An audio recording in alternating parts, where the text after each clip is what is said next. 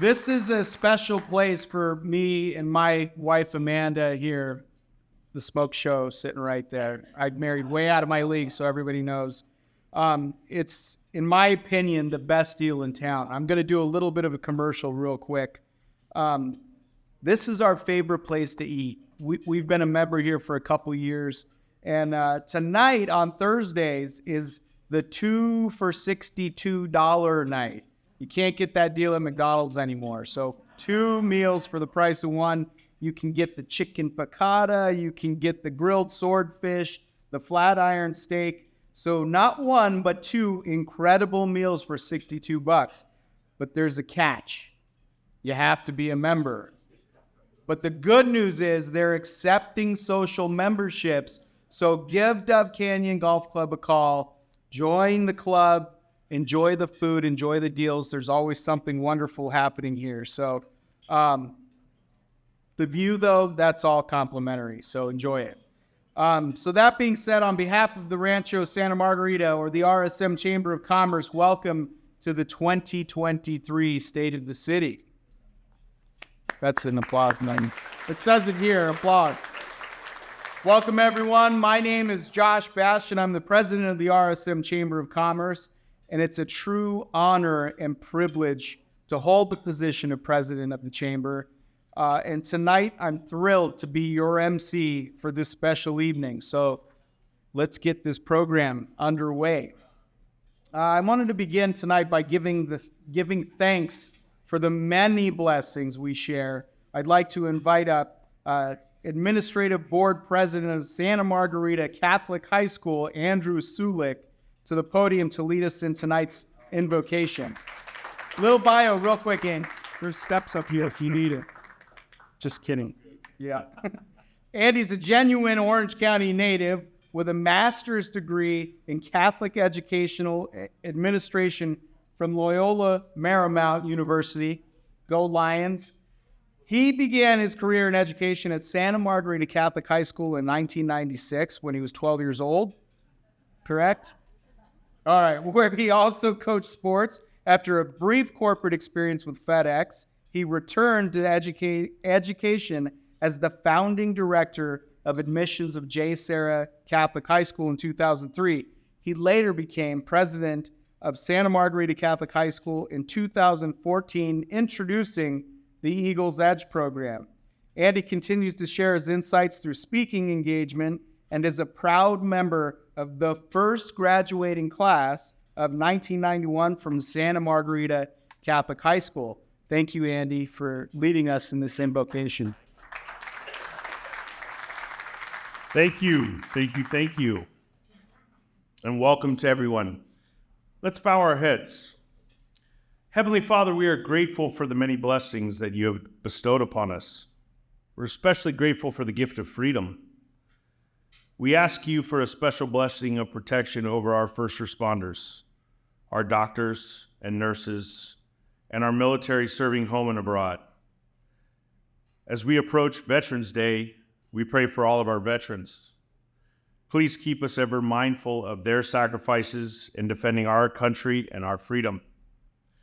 Thank you for the gift of this beautiful city of Rancho Santa Margarita, the County of Orange, and the United States of America. Tonight we are gathered to celebrate the city, to learn more about its history, and to hear from Mayor Holloway. Thank you for the blessing of Tony Moiso and his family, the members of the City Council, and the city employees who humbly serve our city. Please continue to guide and protect all of our city residents and people who visit our city. We ask all this in Jesus' name, amen.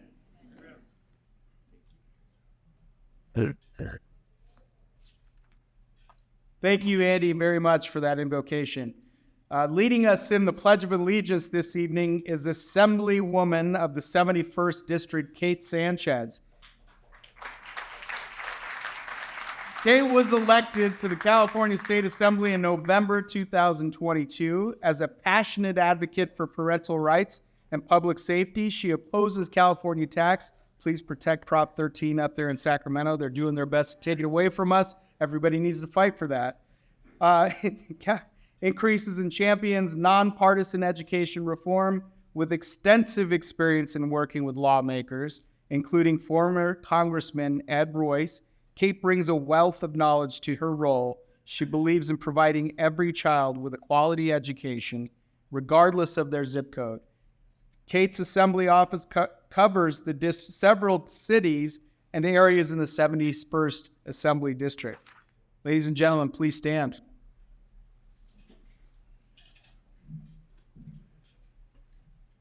Please place your right hand over your heart. Ready, begin.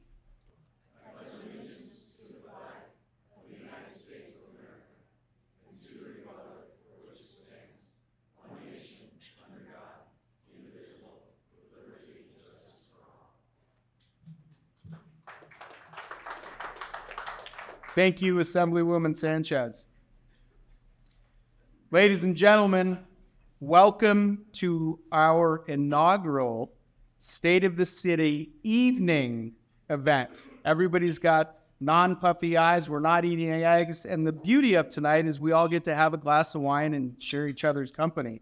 So I'm happy to share that our chamber has experienced substantial growth in our membership, allowing us to host this gathering this evening in our new expanded venue tonight. It's a true testament to our community's progress and unity. We are truly delighted and deeply honored to welcome Mayor Jerry Holloway, along with our special guest, Mr. Anthony Moiso.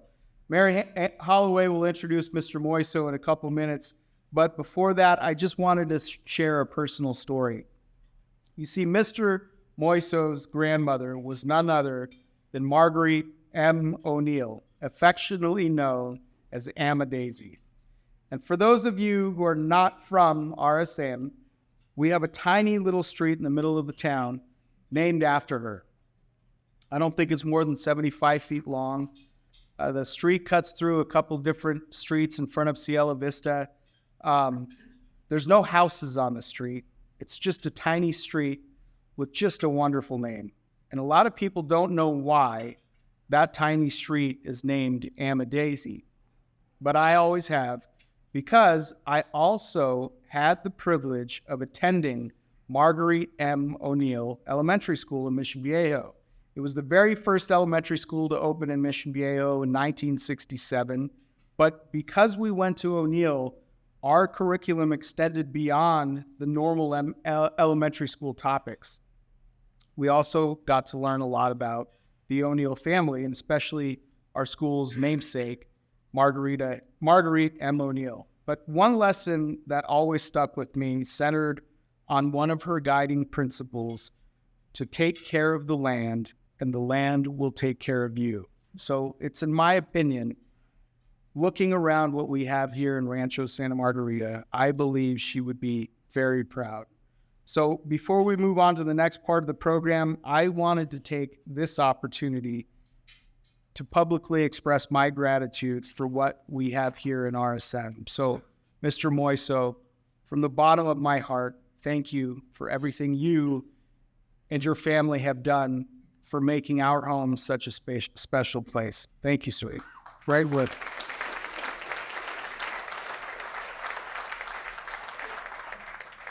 Quick drink of water. I almost got a clump there. Thank you, Mr. Moiso. All right. With all that being said, it's time for introductions of our sponsors, elected and public officials, and special guests joining us today. I decided not to do the one clap tonight. It's an evening event. We're going to just keep it a cappella. So, our presenting sponsor, Providence Mission Hospital. Thank you for your support. We're in for an informative and valuable presentation because we have Seth Tagan. I said it correctly this time. Tagan. That's what I said, Tagan. Chief Executive of Providence Mission Hospital, joining us in our ensuing program. Welcome, Seth, and we look forward to hearing from you shortly. Our gold sponsors, CR&R Environmental Services, Orange County Realtors, Rancho Mission Viejo, Santa Margarita Catholic High School, Go Eagles, Trabuco Canyon Water District, and U.S. Alliance Group. Thank you guys very much. Let's applaud those folks. Our silver sponsors, Bank of Southern California, Rudy's Christmas Trees, where's Rudy's Christmas Trees? We love you guys. Southern California Edison, we love our power. Supervisor's office, Don Wagner. The toll roads, Woodruff is Spark. Ladies and gentlemen, please refer to your program for the list of our wonderful sponsors and President's Circle Chamber members. Thank you guys all very much. And now, here with that, our sponsors. Now I'd like to introduce our elected and public officials joining us this evening. From the city of Rancho Santa Margarita, Mayor Jerry Holloway. Go ahead. Mayor Pro Tem Carol Gamble. Council members Tony Beal. Council member Ann Figueroa, she couldn't be here tonight, but we love her dearly. And one of my tallest friends, Council member Brad McGurr. He said, all right. What'd she say? Yes. Oh! All right. Former mayors and my new friend, one of my new tall friends, Gary Thompson, Jim Thor, City Manager Jennifer Cervantes, and from Orange County Sheriff's Department, RSM Chief of Police Services, Mahala Kennedy. From the City of Rancho Santa Margarita Planning Commission, Chair Jim Leach, and Commissioner Blaine Nelson. His daughter's birthday is today, so he had to take off. We gave him a pass on that one. His wife would have killed him if he stayed. Representing the 71st Assembly District, Assemblywoman Kate Sanchez. From Congresswoman Young Kim's office, Field Representative Abigail Fachman. From the office of the 3rd District Supervisor and Chairman of the Board, Don Wagner. That's not who's here. It's my buddy, District Director Scott Voigt. Scott's also on the City Council at Lake Forest, my third favorite. I'm from Mission Viejo. Representing the office of Senator Catherine Blake Spears, Senior District Representative Ethan Murray. Representing Santa Margarita Water District, Vice President Sandra Jacobs. Directors Betty Olson, Laura Fries, Sandra Jacobs, and General Manager Dan Franz. And representing Trabuco Canyon Water District, President Stephen DePuja. Are you here, Stephen? There he is. Vice President Ed Mandich. Director Glenn Acosta. I don't think he's here this evening, but we love Glenn. Director Don Chad. Director Mike Safransky. Director Ed Manich. And General Manager Fernando Paludi. We're about halfway done, guys. We got a lot of folks here in the crowd. If I haven't announced you, stand up and we'll get to you. Other elected and public officials joining us this evening, Orange County Supervisor Court Judge Sean Nelson, Orange County Assistant Sheriff John McCulloch, you here? Orange County Fire Authority Division Chief Shane Mall. Woo! Council member for City of Mission Viejo, Bob Roche. Are you here? There he is. Planning and Transportation Chair for City of Mission Viejo, Joe Blum. There he is. From the Capistrano Unified School District, Trustee Judy Bullicka. Our friends from Samlark, that's our Rancho's Master Homeowners Association, President Paul Persiani, Board of Directors Greg Schneiders and Greg Weaker, and General Manager George Blair. All right, neighboring chambers. We're almost done. Very close, guys. From Laguna Hills, Jake Anderson. San Juan Capistrano, Ben Medina. And Kelly Lee from South Orange County Economic Coalition. A lot of folks here tonight. Last but not least, and these folks are very important to me. Oh, we got more? Oh, Chuck Gibson's here. Where are you? Sorry, Chuck. I didn't see you come in. Thanks, Barb. But I'd be remiss if I didn't recognize my fellow chamber board members. These folks, again, we're all volunteers. We just love our city. We love where we live. And so I want to recognize these folks real quick and we'll be done. President-elect Nicole Stanfield, past President Kurt Stanfield, George Blair, Fadi Sheikha,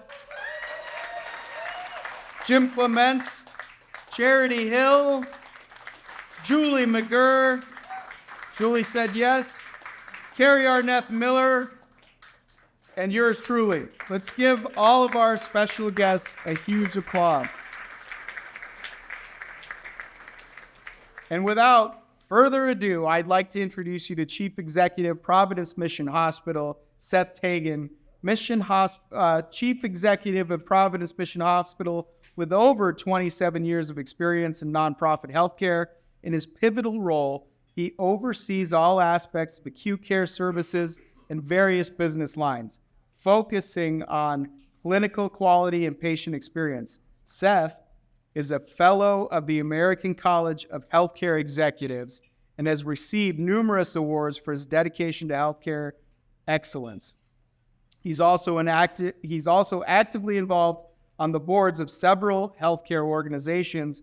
Beyond his impressive career, Seth takes immense pride in his family, sharing a passion for golf and Wisconsin sports. I'm a Bears fan, so we're just going to end this right now. Just kidding. Yep. With his wife and 2 young boys. Help me in welcoming Seth. Seth?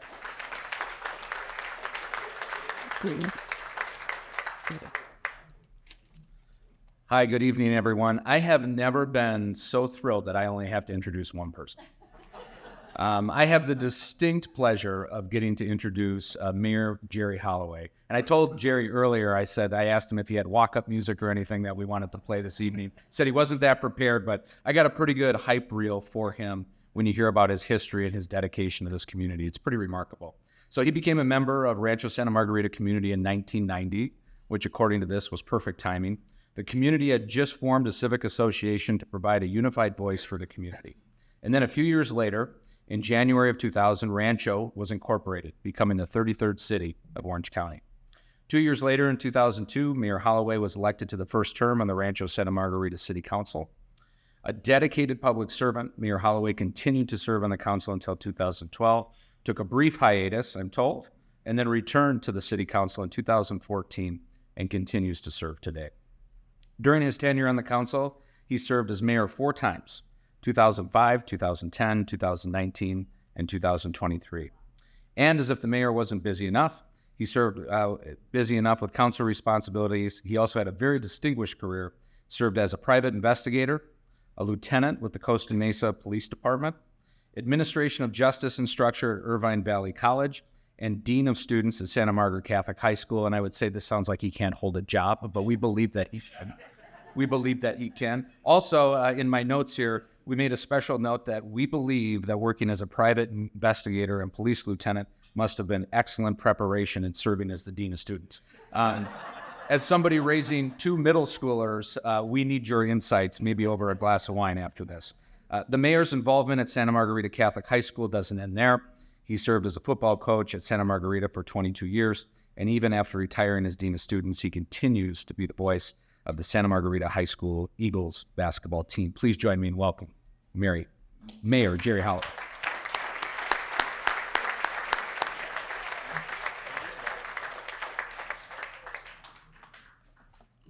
Wow, thank you very much, Seth. Welcome, everyone.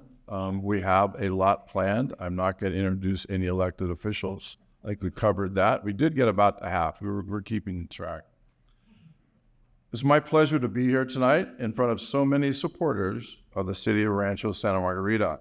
Tonight, we're going to take a look at our city, the state of the city, if you will, from a then and now perspective, with a focus on many of the individuals responsible for what we enjoy today.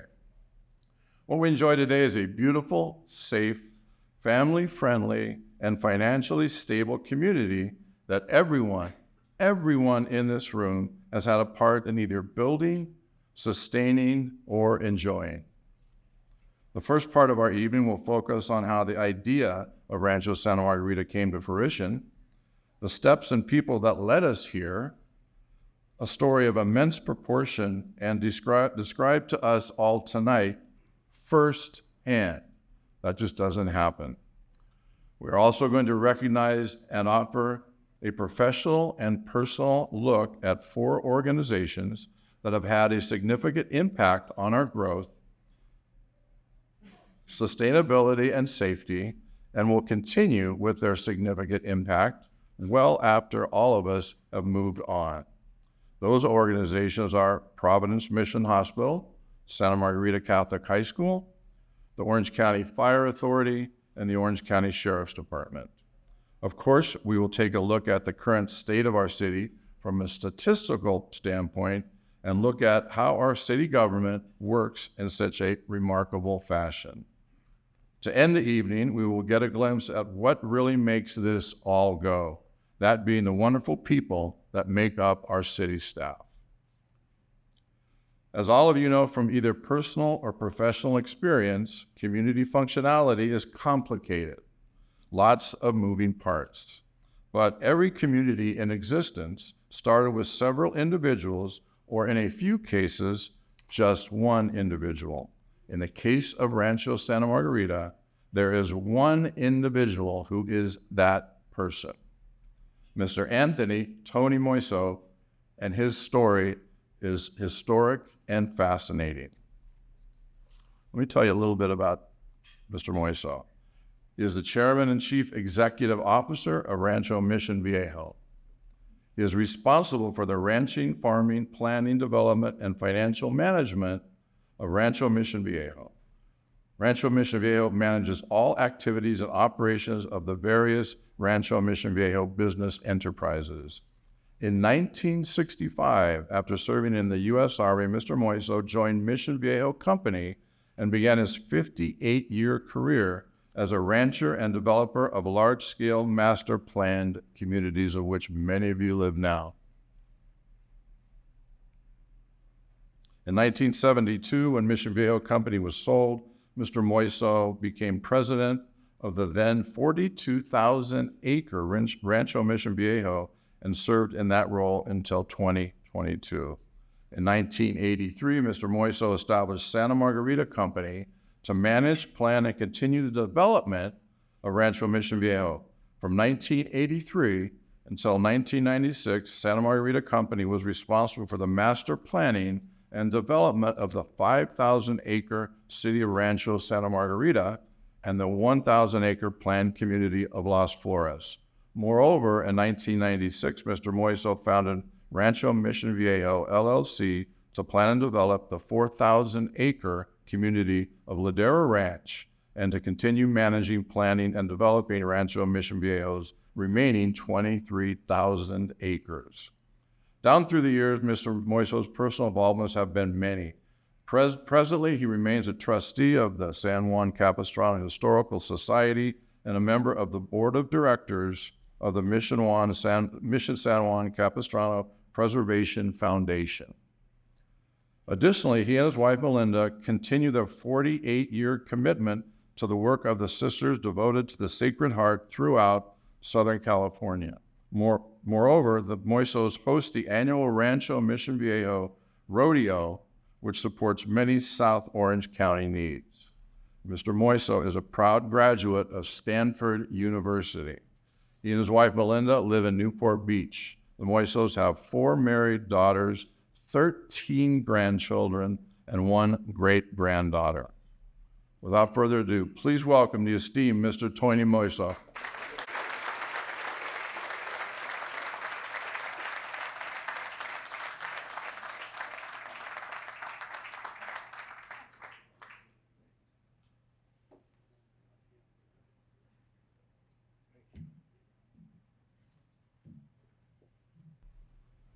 Okay, gang. The last time I gave a talk, before I went up to the stage or the podium, my wife told me that my fly was open. When I walked in the door tonight, I was also greeted by, "Sir, your fly is open." When you get to be as old as I am, that's becoming an occurrence that happens quite often. I want to thank Josh for mentioning my grandmother.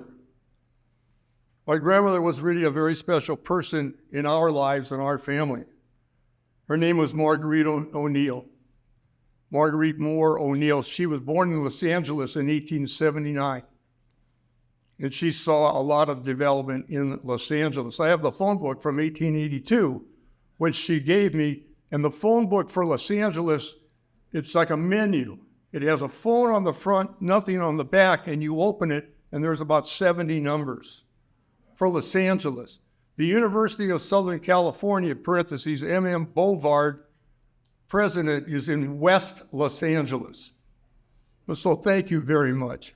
I really appreciate it. And please know that I really am honored to be here. You hear that, I'm honored to be here, thank you so much. But I really am. I really am. This is very special for all I represent, not just Tony Moiso, but all of us at Rancho Mission Viejo and my family, to be here and to be acknowledged as having played a role, albeit a long time ago, in what we're celebrating tonight. This wonderful community of Rancho Santa Margarita is very special to me, and I'm very grateful. So thank you. I received a letter from Jerry that said, "Okay, thank you for your help. I want you to show a video. I want you to talk about the family history. I want you to talk about early roadblocks. Who's Richard Reese?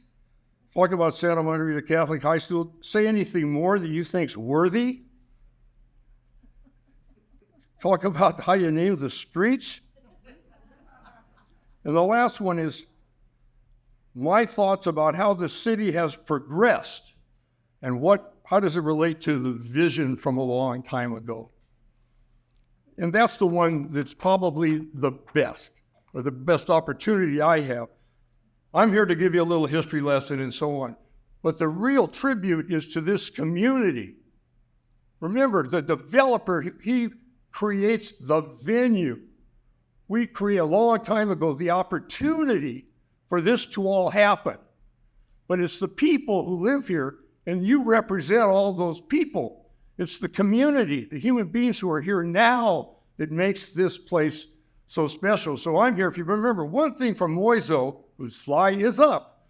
If you remember one thing tonight, one thing, it's that I congratulate all of you. The celebration is for all of you, not this old guy up in front going to give you a little history lesson. So please remember that one thing. I congratulate all of you, and what a great place this is. I came last week to drive around as I started to figure out, what am I going to say? What am I going to say? And so I look at, God, the trees are big. The downtown's real. The lake's still here. It's all good. And so again, I congratulate all of you. So what's the game plan? I'm going to congratulate you. Give you a brief history lesson. Talk about a long time ago, the dream of Santa Margarita. Talk about some of the people who were there and part of the team that created this plan in this place. Share some of the accomplishments. Talk about Santa Margarita Catholic High School and how it came about. Talk a little bit about the street names. And then again, I want to congratulate you again. Okay? So here's the deal. Jerry asked for this video. And I'm a little embarrassed about the video, but we're going to show some of it. And it's sort of like Tom Selleck selling reverse mortgages. Or what's that guy, William DeFame, who wants to, the guy buy gold and the world's coming to it. He might be right if you look at what's going on in the world. But at any rate,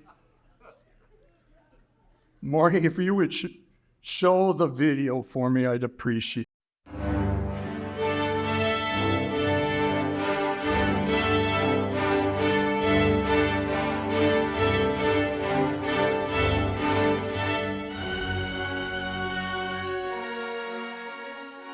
Hello, I'm Tony Moiso, and welcome to Rancho Mission Viejo.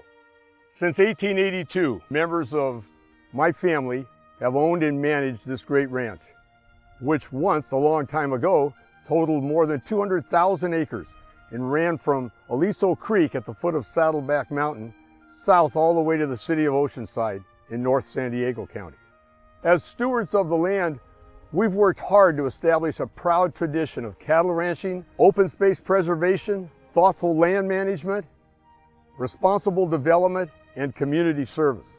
For the next few minutes, I want to share with you a brief history about the ranch, and more important, about the people who have shaped it and cared for it down through all the decades. I especially want to share with you a new chapter in the history of this ranch, a chapter which has taken more than 15 years of hard work, study, planning, discussions, and compromise, efforts undertaken to forge a carefully considered plan for the future of the ranch and for those who will make it their home.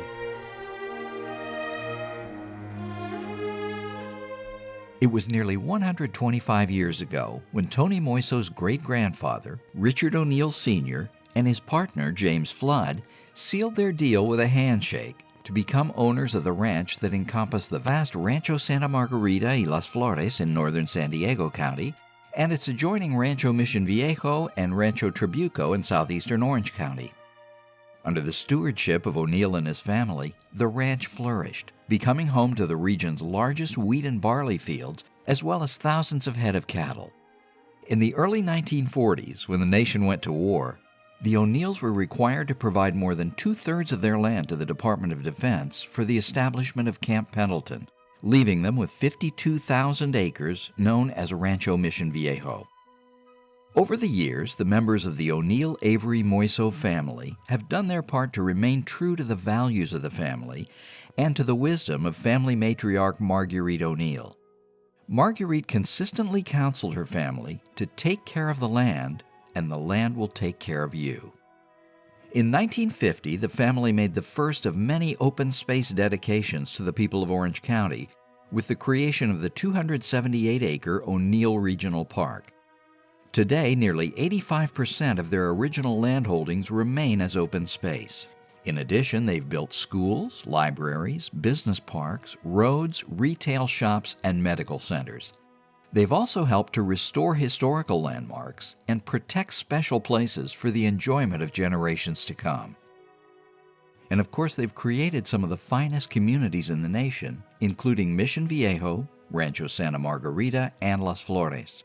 Their latest endeavor, Ladera Ranch, serves as a model for community innovation, architectural diversity, virtual connectivity, and green-oriented building practices.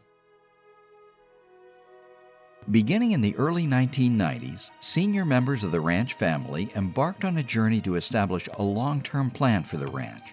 Their first step was to voluntarily enroll their land in a broad scientific study to identify and protect key habitat, including wetlands and watersheds. We're going to wrap that. We don't need to hear about that stuff anymore. We're here to talk about Rancho Santa Margarita. That film was done when we took the 23,000 acres that we had left in its turn of the century, and we went to the county of Orange and titled the whole rest of the ranch. And so we were trying to say what good guys we really are, and that was part of the presentation. You have in front of you, there's a few things you can take home. They're great bathroom reading. This was a little brochure, this tan one that we did years ago to try to tell the history of the ranch. The second one, this brown brochure, we used, and we've updated it. It was a history lesson too, as we started to entitle the rest of the ranch.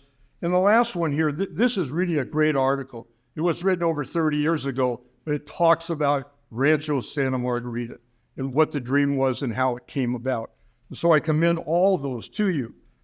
just a little bit more on the history. If you think about it, 52,000 acres in Orange County, 200,000 acres at one time. The Marine Corps took 130,000 acres to establish Camp Pendleton. There's 18 miles of beaches. I mean, it's a gift from God. Who ever gets anything like that? Okay, and then I said, well, God, it would have been wonderful to have the 18 miles of beaches. And then someone said, well, the Coastal Commission wouldn't let you develop it anyway, so what the hell, give it away. But the Marine Corps took it. That's the best ranch. All right. So what happened? I was talking here at the table. In 1963, on the Ortega Highway, welcome to San Juan Capistrano, population 650. Okay, that's 63. But 63 is now a long time ago. That was 60 years ago. All right, so what happened here at this ranch? The freeway came in 1959. And we were given the opportunities, as my grandmother, Margaret O'Neill, said, to become big swells. She would call me and my uncle, you two big swells. You take care of the land because it'll always take care of us. And watch is taking care of us. And the other was, watch out for connivers because they're going to try to take it away from you. Okay? And so you can go ahead and develop it, but you make goddamn sure I get paid. Okay? So what happened? The only time a rancher or a cattleman, a farmer ever makes any money, sadly, is when he sells the ranch. Sells the ranch. And we figured out a long time ago how to sell it to ourselves. So we would form a development entity and buy it from the landowners, some of whom were the same guys that were buying it. And so when the going gets tough, and there's a recession or a real estate collapse, the landowners aren't going to foreclose on you because they're also the developer. So that's how this all happened. We sold it to ourselves. And so the first community, as you know, was Mission Viejo, California. And we didn't know anything. Donald Bren was our first president, and he knew a little more, but not much. But the Irvine Company was starting to develop too, and so we all learned together. We made a lot of mistakes in Mission Viejo. We made a lot of mistakes. We got lucky. There was 4.5 miles on the freeway. We paid an engineering firm $25,000 in 1963 to tell us where to start to develop. We know so little. The answer, along the freeway. So we learned a lot of lessons in Mission Viejo. And that's a whole nother talk. We got very greedy and we sold Mission Viejo Company in 1972 for more money than we ever thought we were ever going to have. But we sold it. And the great lesson there is when you sell it to somebody else, they own it. You don't own it anymore. Okay, so the opportunity we had then, beginning in 1972, was to learn all those lessons and make it better. Make it better. And that's what we're here to celebrate tonight. We made it better. We learned from Mission Viejo. And I'll get into how we made it not better. We learned a lot of lessons. And I'll get to that in just a second when I talk about the accomplishments. But right now I want to introduce some of the people that are really important to share with you. All of a sudden, time goes by and these people are forgotten. Okay, so on the man here on the right, my left, is Dick O'Neill. This is Uncle Richard, my uncle. He was one of the owners of the ranch. Sometimes he thought he owned all of it. My mother would say, tell Richard I own half, okay? And the other fellow on the other side, his name is Tom Blum. And some of you might remember Tom. When we started again in 1972, after we sold Mission Viejo Company, I went to Tom, who was a planner of Mission Viejo Company, and asked him to find me a planner. And a kid, his son Joe Blum is here today. I'll come back to you, Joe. But we after 3 weeks of diligent searching, he offered himself to be the guy. So Tom Blum came to work for me when we started over again. Tom died, I think, Joe helped me, 3 years ago? 7 years ago? Oh, wow, wow. Okay, this is Tom again.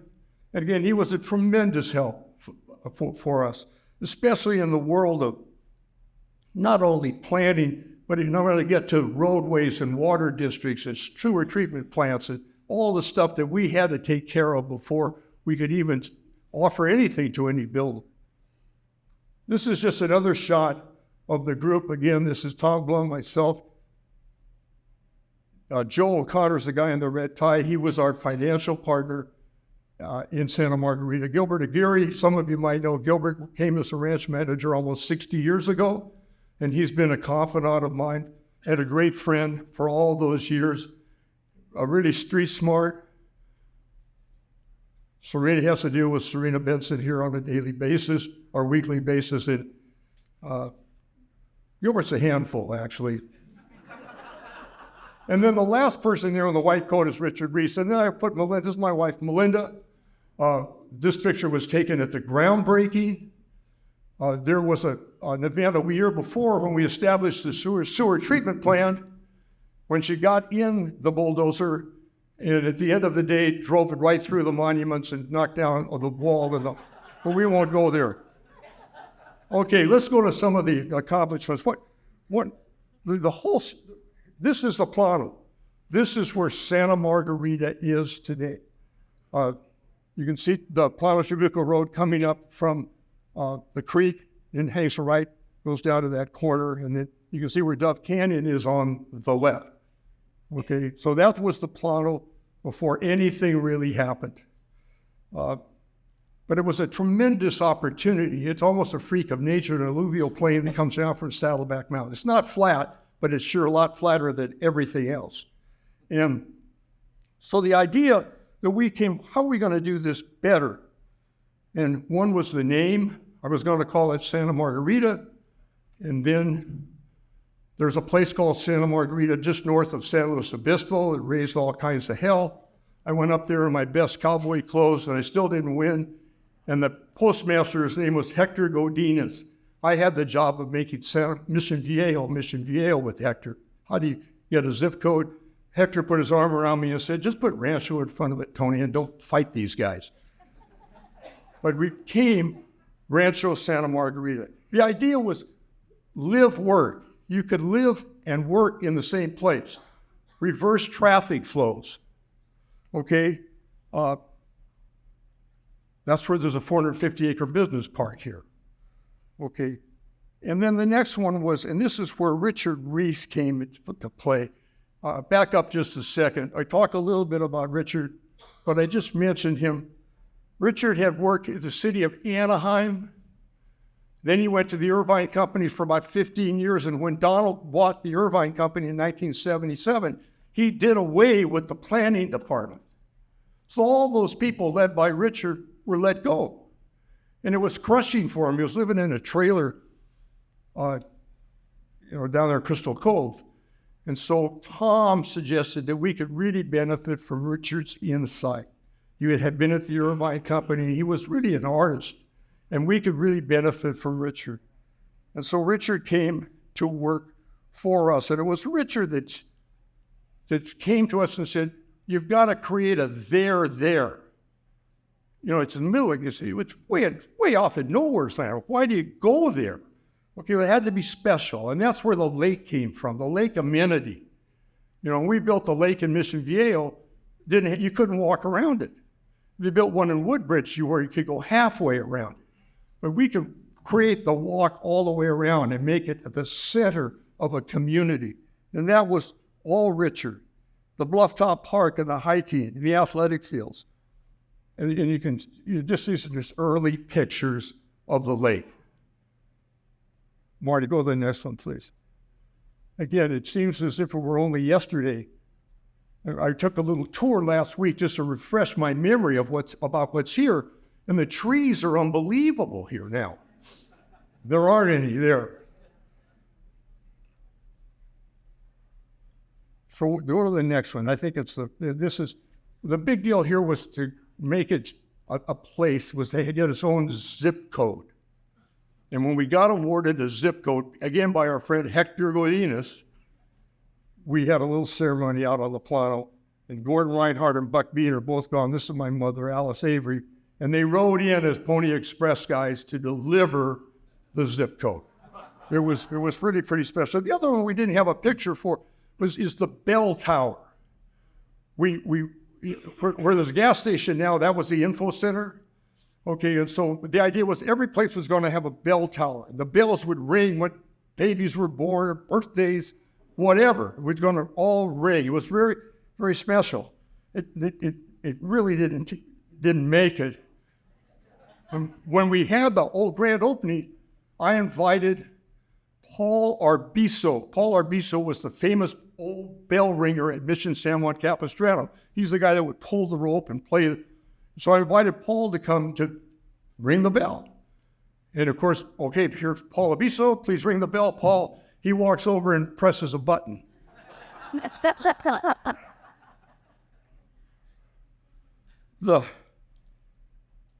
So those were the dreams and the goals, and that was part of the foundation. And then go to the next one. I think you've all read Richard's. I mean, Richard he could really talk, guys. He was great. But if you read this, listen, it is possible to create an urban village in an open space setting in such a manner that people will have the opportunity to live more open, communicative, nurturing, fully expressed lifestyles, reaching beyond mere satisfaction of basic human needs for air, water, food, shelter, safety, and economic opportunity. And there's the key: embracing wellness, well-being, self-expression, and participative self-governance as a normal everyday experience. And that's what you're all celebrating here in this community, all together, working to make it great. Those of us who were blessed to own the Santa Margarita Company, we used all the money we got to pay off all the bills for the lifestyle we were living already at the time. So we had little or no money, but the great one is we had the opportunity. And that's what we're celebrating here tonight. The first one is water. And way in the back over there's the representatives, you heard their names before, from the Santa Margarita Water District. And the Water District, I'm going to read their names again. There's 4 of the 5 directors here, as well as the general manager, Dan Ferris. Dan's been almost 40 years at the district. And when you think about, there was nothing here and there's no water. And these people, with their commitment and their leadership, have grown with this whole, 200,000 residents in this district now? I mean, without the water district, we would have never made it, guys. So we've got Dr. Betty Olson's, when we talked earlier, 29 years on the board. Sandra Jacobs since 1996 on the board. Chuck Gibson, I heard, is here too. I didn't see you, Chuck. Hi.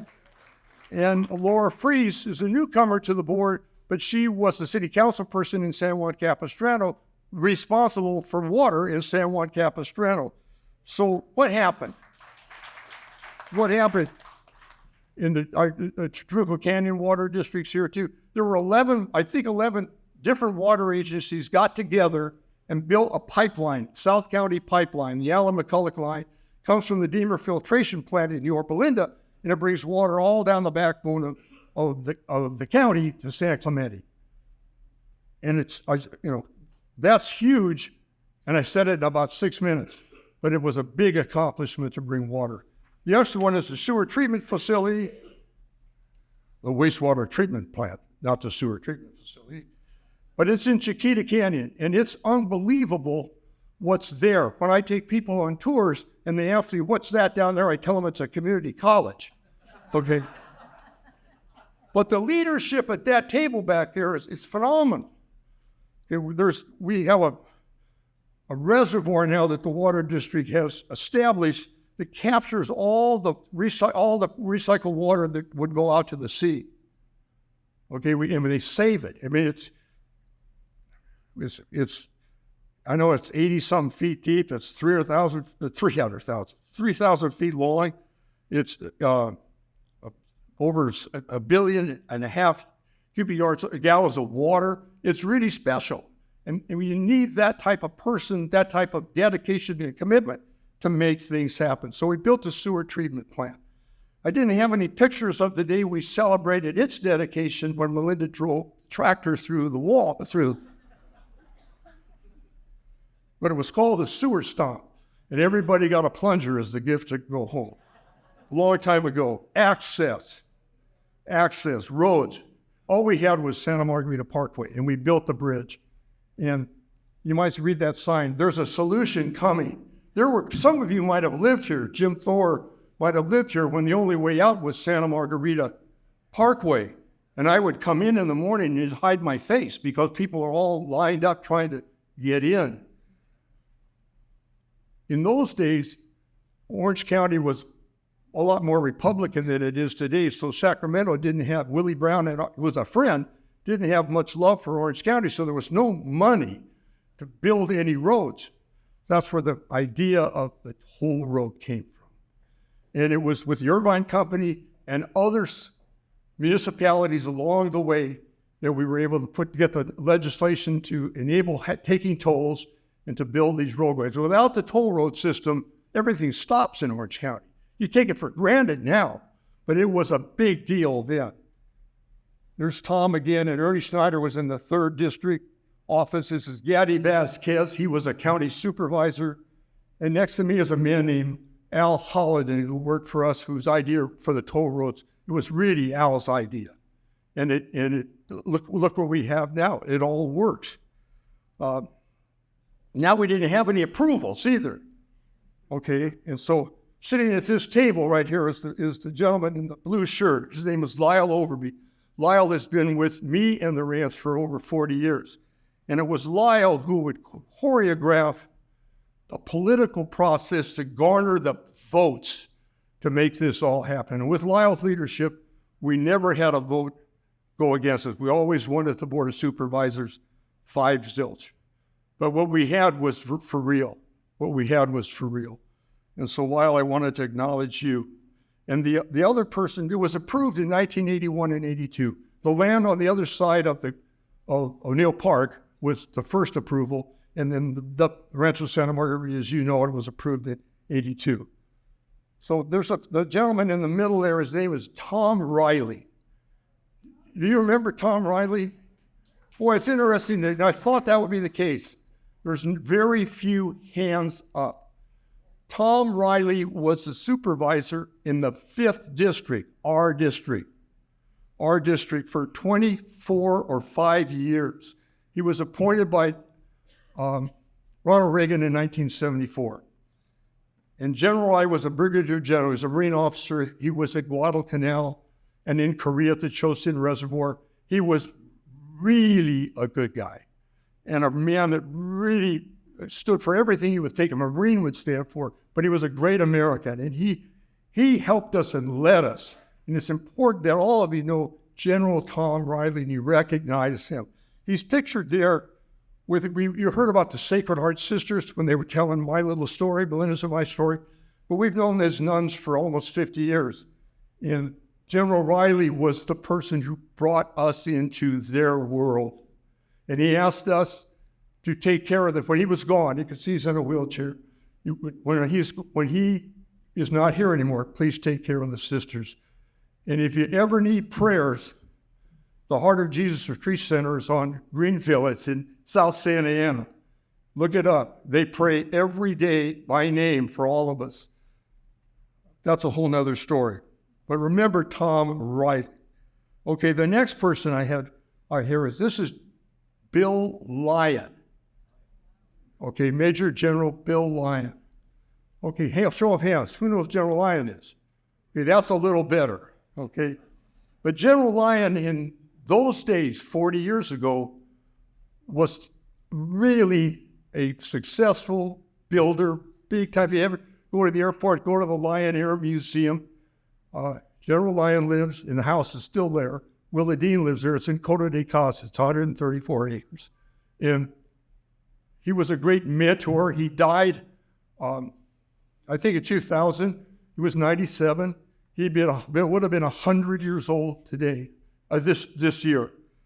General Lyon When he said that he would build in the first phase and tell the rest of the world that Moiso's okay and this is a good place to be and it's going to be great. He also said that he would give $1.5 million to Santa Margarita Catholic High School. He wanted his son to go there. And he also said, that's 1,500 homes, 10,000 a home. I want to be in every building phase you have forever. It was easy to say yes, and he was there and he always performed. General Lyon is a big part of the history of this place. Okay, what's the next slide we've got? Well, this was just, we were looking for grand opening pictures and we couldn't find any, sadly. This was the groundbreaking. It's just on the east side of the bridge coming on Santa Margarita Parkway. You go to the next one. This is my brother Douglas in the white shirt. My mother, Monsignor Michael Driscoll. He was the person with whom we worked hard to establish the Catholic high school. Uncle Richard, my wife Melinda, and next to me is Tom, and then Gilbert Aguirre in the back. My brother Douglas is a half-brother. His name is Doug Avery. When he was in high school, if you remember, there's Avery Parkway that goes into Arroyo Chabuco Golf Club. His friends called him Parkway. Okay, let's go to Santa Margarita Catholic High School. This is a great picture. This was taken on the groundbreaking. This again, Monsignor Driscoll, who became a bishop and then went to Idaho. He was the bishop of Idaho until his death. The other man over there is the man to whom we can all look and say thanks for the good times. His name was William Johnson. He was the first bishop of the Diocese of Orange. And it was his dream to have a Catholic high school in South County. And all we had in those days was Mater Dei. And Mater Dei is a great place. But it is a great place. But we needed to service the Catholic or the South County, because Andy will help you, there's a lot of non-Catholics at the school. And they pay more too, so that's a good thing. But it was William Johnson who actually said, okay, and we provided 42 acres. The next one, please. There's a picture of the school right when it was opening. And if you look down here, there's a big green area. That's the girls' athletic field.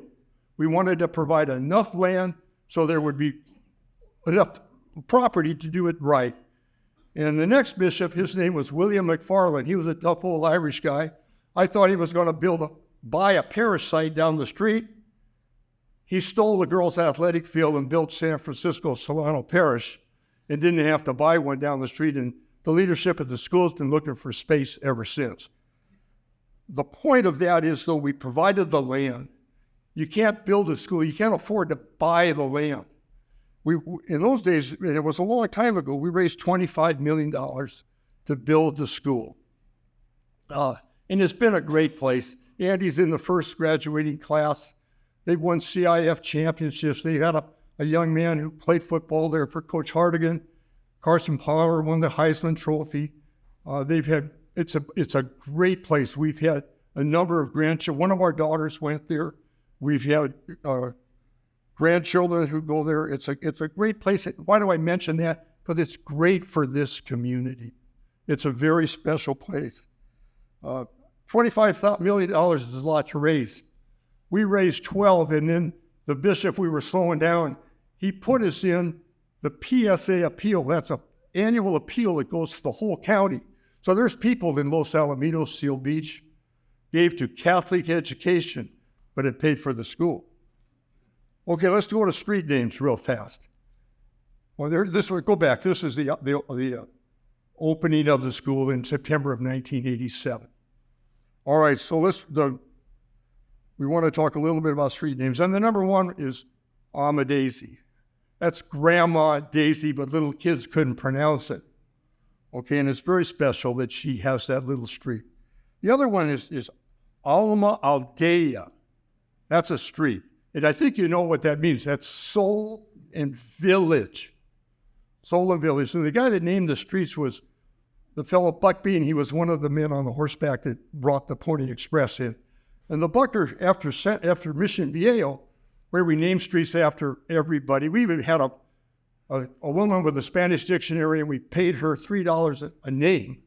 And you can live at the corner of Huevos and Jamon in Mission Viejo. So we had to upgrade. We had to upgrade the street naming. That's why it's pretty solid here. You know, Fundadores, Banderas, Promesa, the promise. All of those. The one that where the churches are, is it Villa Con Dios? Right. That was pretty unique. But Alma Deo was pretty good. But there's not too many family names. Harris Creek Golf Club is named after the creek that goes by. Alicia, it comes across. Alicia's my mother. Avery, I talked about Parkway. Oso that comes across. That was the last bear killed. Oso Creek and the last bear killed was right up on Saddleback Mountain in Orange County. La Paz, that's another street. There was the ranches were La Misión Vieja or Mission Rancho La Paz. And then, of course, Trabuco. I think over right by the lake where Richard Reese lived, he lived on Calle Melinda. Okay, our oldest daughter's first husband, not second, first husband built that little development there. And so all the streets are named after Melinda, our oldest daughter, Katrina, then Christine, then Anne Marie, and then Francesca. But other than that, I think the streets, what else have I got here? That's about it. The only challenge we had with the streets, guys, was that if you lived at 1933 2.5 Avenida de las Banderas, there wasn't room on the envelope. And so the builders encouraged us to shorten it, come up with shorter streets. So, Antonio. Thank you. I'm the modestly named Antonio Parkway. I told you that my brother worked at Mission Viejo Company for about 18 months, and then he retired. But his job was the streets in Mission Viejo. So his name is Geronimo. Okay, so he named Marguerite Parkway, Alicia Avery, all this. But and Antonio in Mission Viejo was really a crummy little street, like Amadezi Street. And so when I got in the fight, I told you, once you sell something, you don't own it anymore. And one of the successors from Philip Morris at 100 Park Avenue was a man by the name of Jim Gillerin. He was president of Mission Viejo Company. He was tough. And we've got in an argument about where the foothill transportation corridor could go. Okay, right now you go down there, you roar off, and you're going across. He wanted it to go behind the Upper Oso Reservoir because there would be a lot more land to develop in front of it, build houses, make money. And we prevailed with Lyle's help. I was the leader in the 3rd District Supervisor's Office, was on our team. If you think about it, if you came out of Santa Margarita, you roll across the bridge and you go by the Melinda Heights, if you will, you'd have to go into a Joey Chitwood and the Daredevil broadslide and swing to go up and around the reservoir. So we prevailed there. And so, back to Antonio. So when we had the opportunity to name another street, I had no streets going. And so I modestly named it Antonio Parkway. And that's enough for that, okay? All right, so the last picture up there, please, is in the middle there, and you men from the Sheriff's Department will recognize Brad, I think. Brad Gates was the Sheriff of Orange County for almost 25 years. He was first elected sheriff in 1974. He's from San Juan Capistrano. He played in class of 57. He played for the beloved Capistrano, the Cougars. Now, how many people are on the roster of the football team? 12. Okay. What about the one poor guy that didn't get to start? Okay. But Brad Gates was a great friend, and the sheriff's, the law enforcement office that he and Raul Ramos ran was in Orange County was really, really special. Why is this picture here? Back to Mission Viejo Company and my friend Jim Gillerin. My wife's name is Melinda. There's Melinda Road or Parkway. and he wouldn't finish it.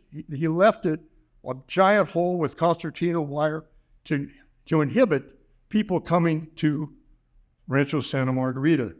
So we got Brad, and he led the attack that for emergency services for law enforcement, he forced Gilleran to finish the road.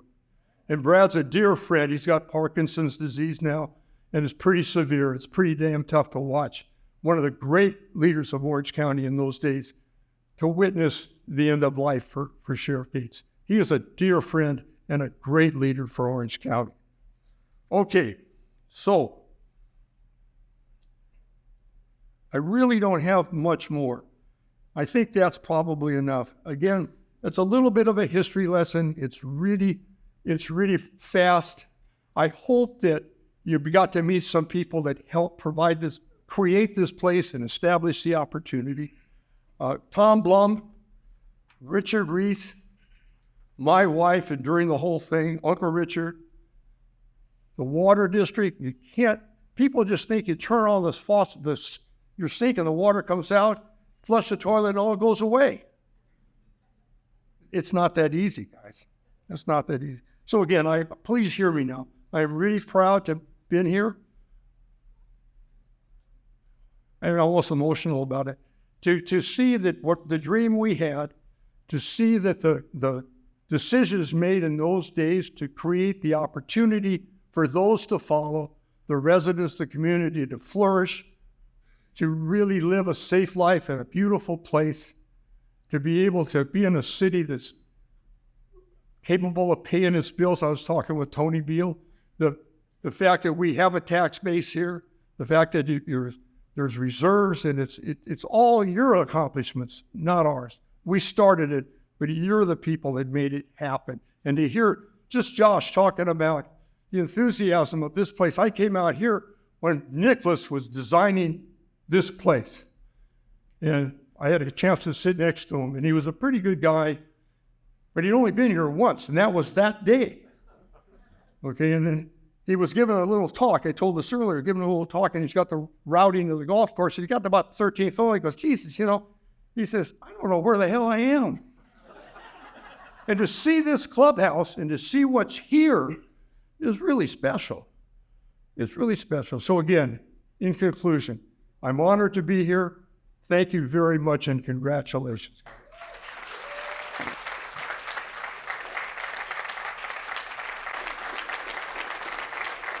Thank you. Thank you very much.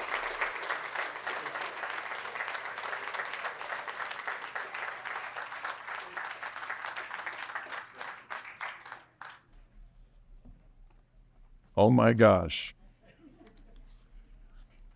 Mr. Moiso is a national treasure. Thank you so much for the time you spent. We memorialized that on video, and we're going to be looking at that for many, many years. I can't follow that up, but we have a lot of people that we want to recognize, a lot of groups, so bear with me. Before I move forward, I want to talk just a little bit more about Richard Reese. And Mr. Moiso, thank you for your kind words about Richard. So many people in our community have such fond memories of Richard, his role as the master planner of the city of Rancho Santa Margarita, along with his dedication and commitment to maintaining that vision. His urban village concept became a reality, an open setting where people could work, shop, and play near their homes. Those of us that live here now and all future residents of this community owe Richard so much. Being such a humble man, he didn't see it that way. He just didn't. We would offer our heartfelt thanks for his efforts, and Richard would politely say thank you and give others the credit. Beyond his tremendous professional accomplishments that will affect countless lives forever, Richard was as kind and caring a person as you have ever known. He enjoyed talking with those he encountered, regardless of the subject. On a personal level, Richard spent countless hours talking to city staff members, as well as creating lasting memories for each city council member with his energetic, enjoyable, professional, and personal conversations. Our thoughts and prayers are with Richard's entire family, his wife Linda, son John, daughter-in-law Kathy, and daughter Julianne. Richard was 95 years young when he passed away on August 29th. His legacy will remain as long as the city of Rancho Santa Margarita. We're honored tonight to display several mementos graciously donated by his wife, Linda, which are above the fireplace so that in some way Richard could be presented with us here tonight. Let's hear it for Richard one last time. Thank you.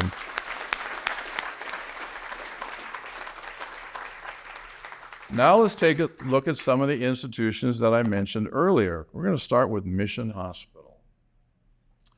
Mission Hospital was founded in let me back up. How many of you have ever been a patient at Mission Hospital?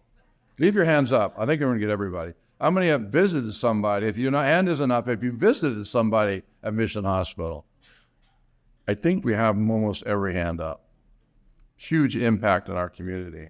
They were founded in 1971 by a group of proactive physicians who realized the need for accessible, quality medical care to serve the growing community. At that time, the hospital had 124 patient beds, 330 employees, and these numbers become significant in a minute, and a medical staff of 41 physicians. As the population grew, Mission Hospital definitely kept pace. In 1973, they became a paramedic base station. In 1977, oncology services became available. 1980, Mission became one of 6 original hospitals to be designated as a regional trauma center. 1981, the oncology care unit opened. In 1989, the pediatric intensive care unit opened. 1992, the 5-story patient tower opened that you see now, making it the largest medical center in South Orange County. 1993, the Children's Hospital at Mission Hospital, now known as CHOC at Mission, opened on the 5th floor of the hospital. At the time, it was the only pediatric hospital in Orange County. 2009, they expanded their emergency department, regional trauma center, and opened a new cancer institute. Of course, this is just a partial list of the growth of Mission Hospital. What started as a concept, now as a people-focused organization that probably had a personal impact on most everyone in this room. The growth in 52 years is staggering. Here are some numbers that you need to hear. And this is just this year. 80,000 emergency department visits just this year. That's the level of service. More than 2,000 births so far this year at Mission Hospital. More than 10,000 surgeries this year in Mission Hospital. They now have more than 700 providers on their medical staff. 700. Pretty close with that, so that's about right? Okay. They have 2,700 caregivers, other employees, and now they have 504 patient beds. Right now, Mission is the only adult and pediatric trauma center in South Orange County. By the end of this year, Mission Hospital have cared for more than 4,000 trauma patients, and that includes more than 400 children. The service area runs from Sand Canyon to the San Diego County border and extends from Riverside County into the Pacific Ocean to include Catalina Island. There's a lot of awards that Mission Hospital has received. I'm just going to give you a few of them because they're substantial.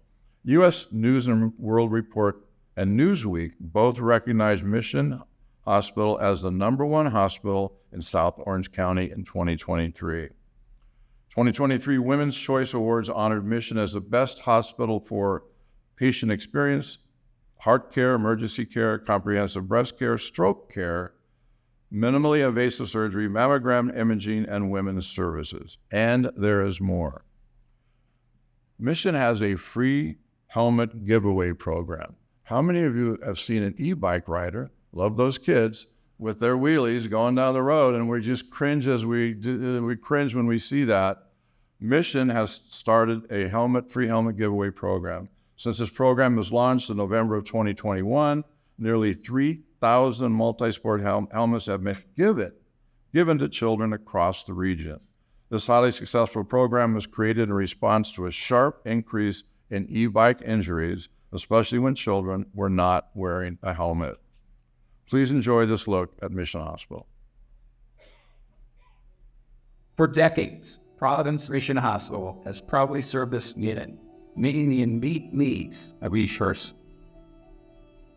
Whether you're battling cancer, a heart or vascular condition, an orthopedic injury, or knee surgery or primary care, we're here for you every day with the most skilled physicians and caregivers. While we earn numerous national recognitions, clinical excellence, and social advance, our top priority is to be here in numerous as your South Orange Health Community Hospital. Following in the footsteps of the Sisters of Providence and St. Joseph Warren, the Michigan is dedicated to creating sacred moments with our patients and them. We're committed to care for you as a whole person while offering the most advanced treatment options. We promise to know you, care for you, and ease your way. At Providence Mission Hospital, we excel when you need us most. Providence, we see the light in me.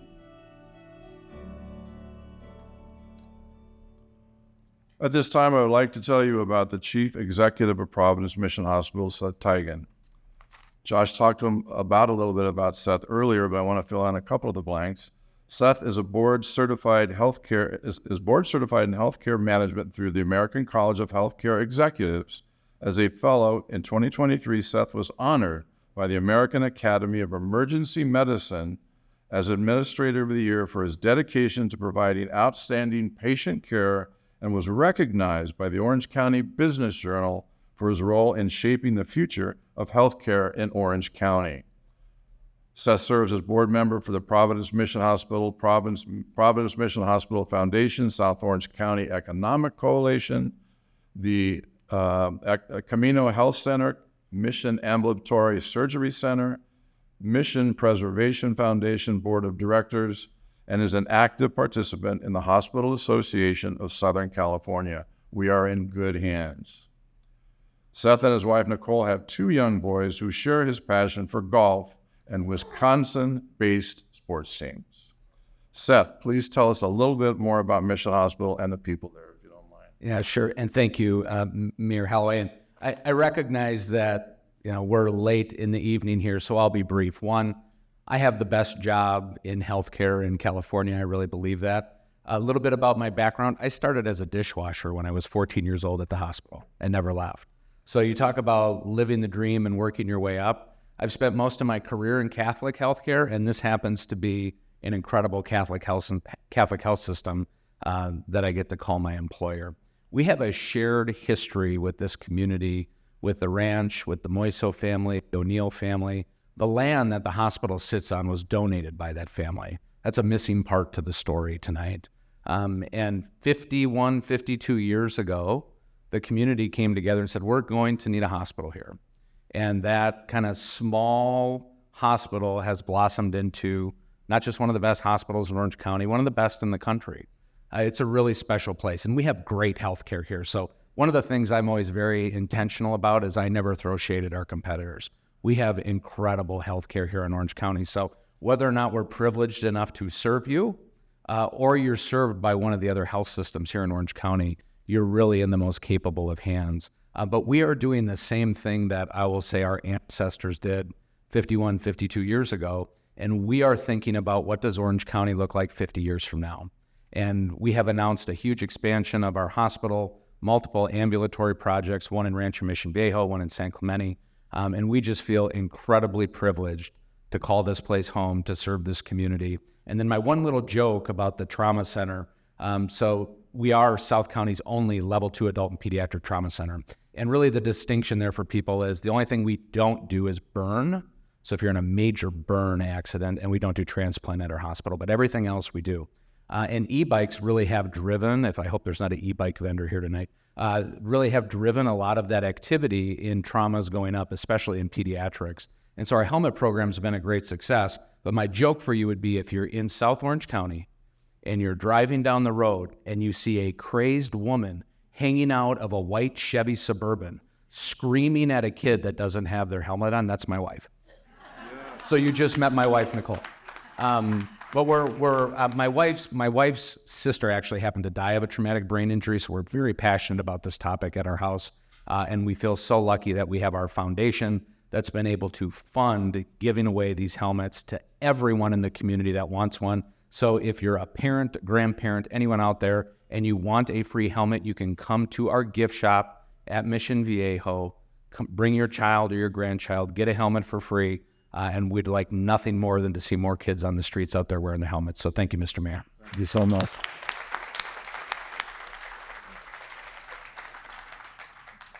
Let's hear it one more time for Mission Hospital. All right, let's talk about Santa Margarita Catholic High School. As we have heard from Mr. Moiso, Santa Margarita Catholic High School has a strong history and presence in our city. Some of you in this room either attended Santa Margarita Catholic High School, sent your kids there. Start raising your hand if I'm getting you at all. Sent your kids there, worked there, or have driven by there. We should have everybody up. How many of you have seen a student walk around in those nice uniforms? Yeah, it's not easy to keep those in those uniforms looking right, but we worked on that one. Santa Margarita Catholic High School is a co-educational college prep high school owned and operated by the Diocese of Orange and was opened in 1987, as you've heard. Although it follows the Catholic tradition, it is open to students of all faiths. There are currently 1,750 students enrolled in grades 9 through 12. Santa Margarita Catholic is one of 3 international baccalaureate world schools in California. In addition to AP courses and exams, SM offers an auxiliary studies program to help students who learn differently than others. At the end of last school year, they achieved the distinction of having the winningest athletic department in the state of California for both boys and girls. That's a really tough accomplishment, and we're very proud of them for that. The impact of Santa Margarita Catholic in our community is substantial. The number of students and parents traveling to and from campus, as well as athletic and academic events, brings visitors. This not only enhances the reputation of our city, but contributes to our economic stability. SM offers their campus to many youth activities and charitable events, and we are proud to call them community partners. Please take a look at Santa Margarita Catholic High School.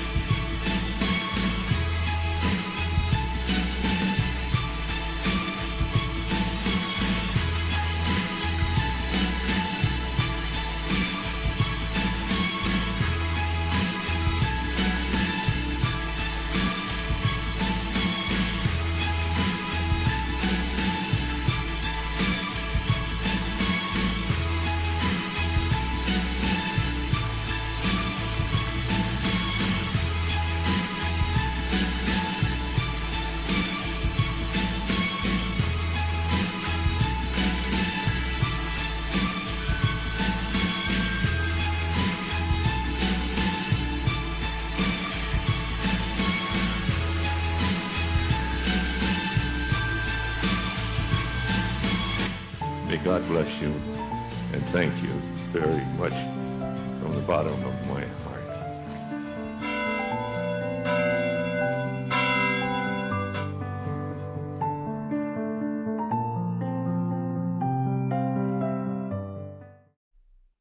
Santa Margarita Catholic High School, let's hear it.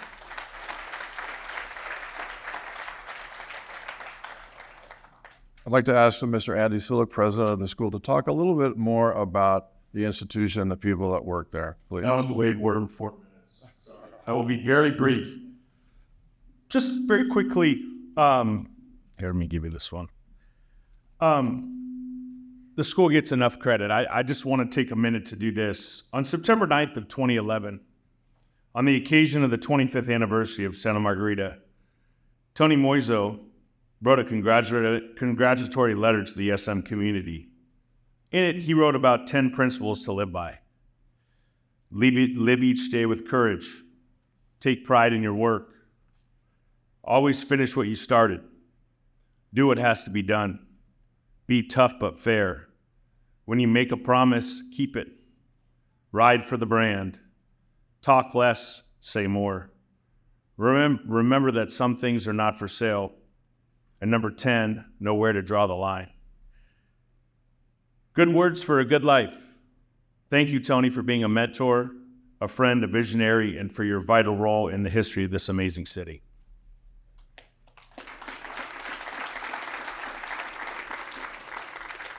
"20 seconds. We are so grateful for the collaboration, partnership that we are fortunate to have with this wonderful city. Since 2014, when I came into this role, we have been intentional in ensuring we work with the businesses in this city. Whether it's the city restaurants, going to church or movie theaters, ice cream treats, shopping, and urgent cares for doctor's appointments, our families that live here or drop their kids off at school rely on the variety of services in this city. 1,652 students and 422 employees from all over Orange County come to this city 180 days a year. We are grateful, and we look forward to many years ahead. Thank you so much."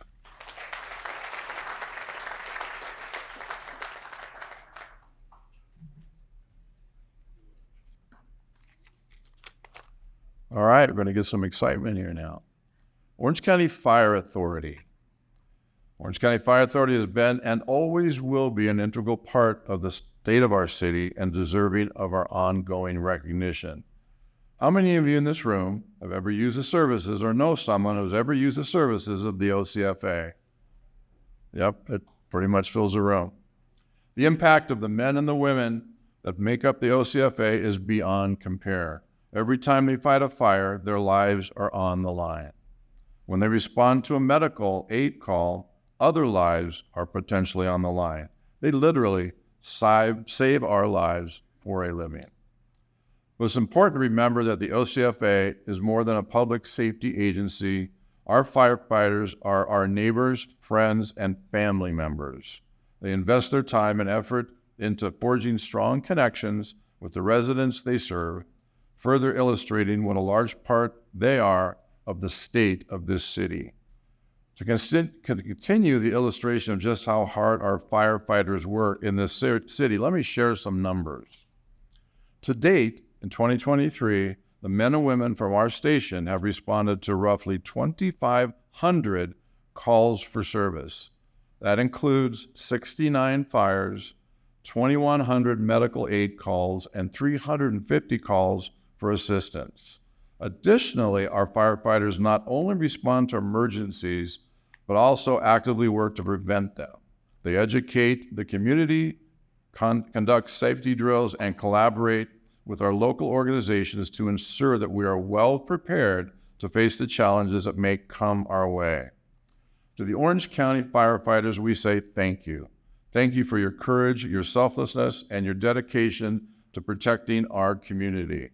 You are the embodiment of the spirit of service and sacrifice, and we are so grateful for your unwavering commitment to our safety and well-being.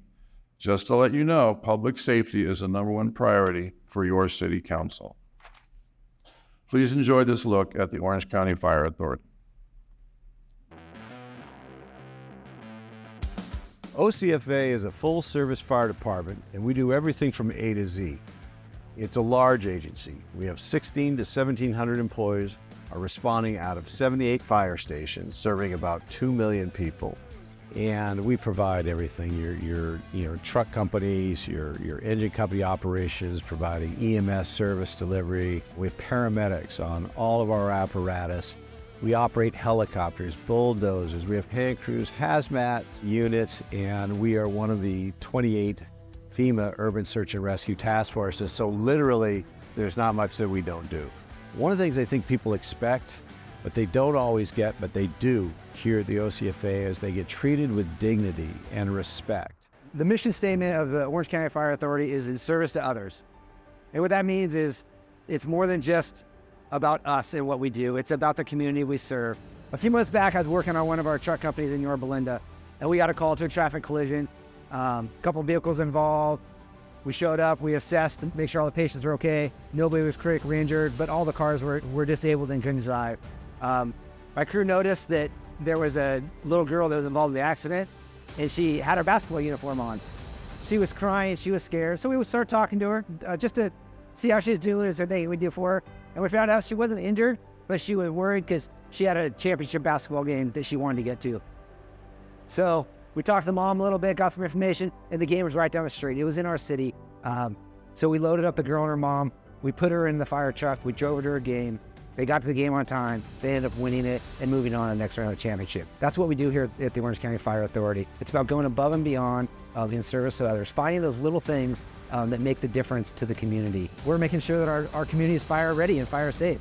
So what OCFA does is we partner with our cities and with other partner agencies as well as the community to provide education, presentations to heighten the awareness of wildfires, to provide examples of what each homeowner can do to help protect their home, whether it be through vegetation management or through home hardening. Here at OCFA, we also perform free home assessments where we'll talk to homeowners as far as what the benefits of hardening their homes are from the threat of embers from these wildfires. Collectively, it really takes a village, here at OCFA, whether it be our inspectors, whether it's the folks that help maintain the rigs. Obviously, it's gonna be our operational folks and our finance folks. It's everybody involved that really helps to make OCFA successful. We have a variety of programs that we offer in terms of education for residents and businesses, and they're all free, really focused on the service needs in our communities. So our programs include fire safety and extinguisher training, as well as disaster preparedness, water safety, and drowning prevention. And last but not least, senior fall prevention.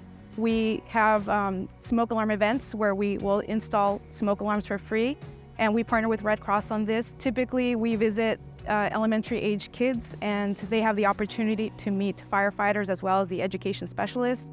And during those interactions, we make sure that they know firefighters are their friends and they're here to help them. OCFA recognizes that we need a capable and robust fire service.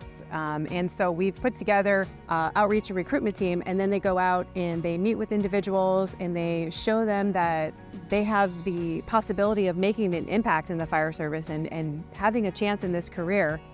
And let's recruit and let's just open up those doors for them. Sometimes just that little spark leads to a huge fire down the road, and you'll see some people start to want to come to this this career service. I'm excited about the next generation on a lot of things. This next generation is going to come in, and they're going to be able to adapt and to adversity and have resilience, and those are some of the two characteristics that firefighters, we look for. When we are this engaged regionally, it widens our circle of influence and expands the possibilities of game-changing public-private partnerships that further extend our services. The QRF, it's an acronym for the Quick Reaction Force. What it is, in short, is a very high-volume, high-speed surge capability with aircraft. We operate a 3,000-gallon water or retardant dropping CH-47 Chinook. These are the two-rotor, these are former military aircraft, and they are equipped with a constant flow tank of 3,000 gallons. They're able to drop a snorkel hose and fill in 1 minute. I think one of the things that is really special is these are the only ones that are doing it at night in the world. And as we seek to better serve not just our communities, but the entire state, we collaborated with neighboring Southern California fire agencies and came up with what we call FIRUS. the Fire Integrated Real-Time Intelligence System. The three things that people want to know, bar none, on any fire. The first question is, where is it? The second one is, well, how big is it? And the third one is, where is that fire going? So how can we answer those three questions very quickly, get that information down to first responders on the ground, decision makers and command posts? Well, simply by equipping these aircraft and getting them quickly over these fires and all hazard incidents, oil spills, train derailments, earthquakes, whatever it is, and actually give them not only live stream, high definition color live stream with infrared, but mapping sensors. The program was so successful that the state funded it for another couple years, to the point where the Governor Newsom here in California, decided that this was a program that the state needed to own and operate, and set aside $36 million in his budget last year to transfer this program over to the state of California. I'm excited about the future. Not only because of the growth of this organization and the technology, but really about our people. We've got people from top to bottom now that understand what that service to other culture really means. And they're in positions where they may not have a lot of time, but they're prepared. And with time comes that seasoning. This organization is going to be amazing for years into the future because of its people, not just because of its physical resources. And so I think that's what excites me the most.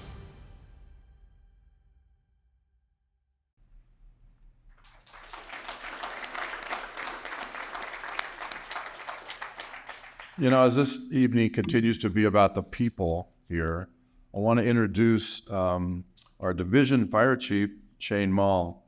In 2022, Division 3 serving South Orange County, that's all of us, welcome the new Division Chief, Shane Mall. Chief Mall began his fire service career in 2004 with the City of Garden Grove Fire Department, serving first as a firefighter paramedic, then a fire captain, and beginning in 2017, a battalion chief. As he worked his way up through the ranks, Chief Mall also served as Garden Grove's EMS paramedic coordinator, taught tactics and strategy classes for aspiring captains, managed and administered the fire captain's promotional process, and implemented the department's first fitness wellness program. The chief began his OCFA career when Garden Grove Fire Department transitioned to this agency in August of 2019. Since then, the chief has served as a battalion chief for battalions 8 and 6, and most recently was in his second year as air operations manager prior to promoting. The chief was honored as the year's honoree for OCFA's Best and Bravest Chief in 2022. Chief Mall lives in Mission Viejo with his wife of 20 years and their 3 sons. Chief, would you talk a little bit more about your agency?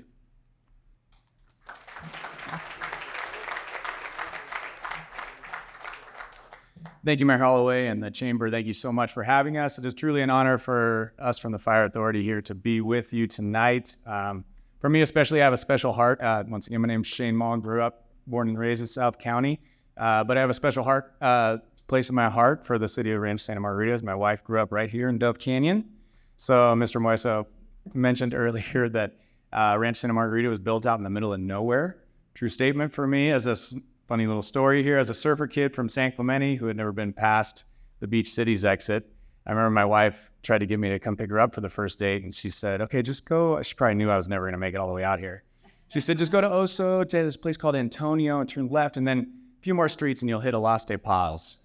And I just remember that first drive out going, this is not a few streets. Where am I? Where am I? Where am I? Finally, and 20 years later, still loving this city. She took me to all the restaurants, fell in love with this city, and spent a lot of time out here. So thank you very much.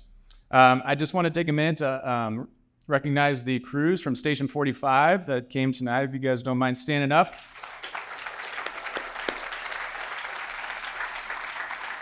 These are a few of the members from Station 45. We have Fire Captain Eric Palomo, Fire Apparatus Engineer Bogar Bonilla, Firefighter Colby Horner, BC at Battalion 7, who works out of Station 45, Levi Medina, my administrative assistant, Michelle. Yeah, there's Michelle. She's my handler.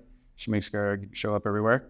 And then Wade Munson and his dog Pax work out of Station 45, which we'll talk about more in a minute. And you'll see, and Wendy Reddington. Oh wait, no, she's a city employee, but she just found her way to our table. Well played, well played. I see that. Yeah, she's smart. Station 45 is right down here on Aventura. There's 10 people that work out of that fire station every day. We have 3 shifts of firefighters. You guys can sit down if you want. Like, you're very handsome. But we have a truck out of there, truck 45. We have an engine. We have a paramedic squad with 2 paramedics on it, as well as a Type 3 fire engine for wildland firefighting, as you can imagine. The crews at Station 45 take great pride in serving this city. Many of them actually live in this city and call it home. So you see that throughout Orange County Fire Authority. Most people work where they live, which is a beautiful thing. I wanted to take a minute just to recognize one of our members here that works at Station 45. And truly, I invited him to win the hearts of everyone because Wade and his dog Pax work at Station 45. As you guys all are very aware, when people call 911, it's typically the worst day of their life. If any of you ever had to do that, you know that. And for our crews, a lot of these incidents are super traumatic for our crews. These incidents take a real toll on our mental health, and so mental health is probably at the forefront of the fire service right now. Wade is a huge piece of helping help with our mental health, seeing the successes within other fire departments with canine programs for their mental health programs. Wade took it upon himself to build the entire program for the canine program here with the Orange County Fire Authority. He took delivery of Pax in 2022 and then volunteered his time going to other agencies and seeing how they do it and how the dogs actually really, really help with all of our debriefings, bringing down our emotions and really helping out and learning it. In April of 2023, our peer support canine program was launched, and Pax was our first peer support canine. And Wade is his peer support specialist. Since the April of this year, Pax and Wade have participated in dozens of diffusings, debriefings, and crisis intervention with our crews, including the interventions that we took after the Cook's Corner incident, which people here in Ranch Santa Margarita were part of that. So Wade is very passionate about what he does, very passionate about mental health for our firefighters, and he's very much appreciated. And he's actually helping other agencies start the same type of program. So I wanted to bring Wade just to showcase what he does. And really, I knew Captain Kennedy was going to talk after me. And how do you beat a dog, right? I'm sorry. So thank you, Wade. And lastly, I'm almost done. I know, you gave me a microphone. I'm sorry. And lastly, I just want to showcase one of our really good calls. Station 45 responds to many calls, as you heard tonight. One of our really interesting calls was actually on the news this year. There's a lot of saves and great things that happen at the fire department, but a lot of times we don't get to reunite with those families. And this incident was on the news, and it was a really special one. So I'll just read kind of the narrative for it. On the morning of July 1st of 2023, Engine Medic 45 responded to the home of Steve Kelty, a 62-year-old male who was found unconscious, unresponsive, and pulseless, and not breathing, lying supine in his bathroom. He had just finished working in his garden and started to complain of indigestion prior to his collapse. His wife, Sharon, was nearby and heard her husband fall to the ground in the bathroom upstairs. She immediately called 911 and began life-saving CPR. Truly life-saving. Knowing CPR for your family members is huge. Mr. Kelty was pale and cyanotic upon the arrival of the fire department crews. Medic 45 and engine crews moved him into the bedroom and took over the CPR.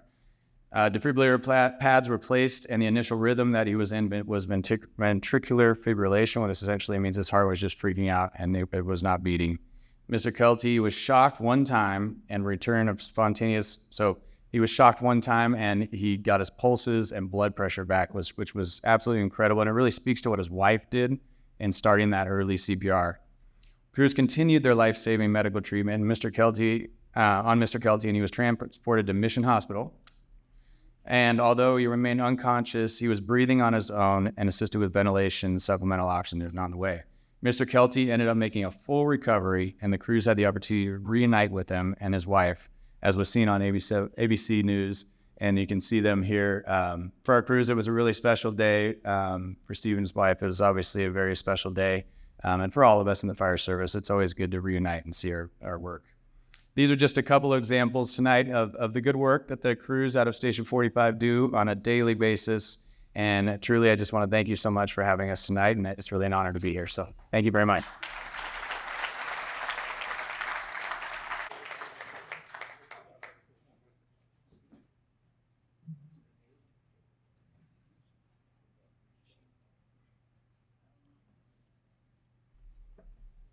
You talk about first responders all night long.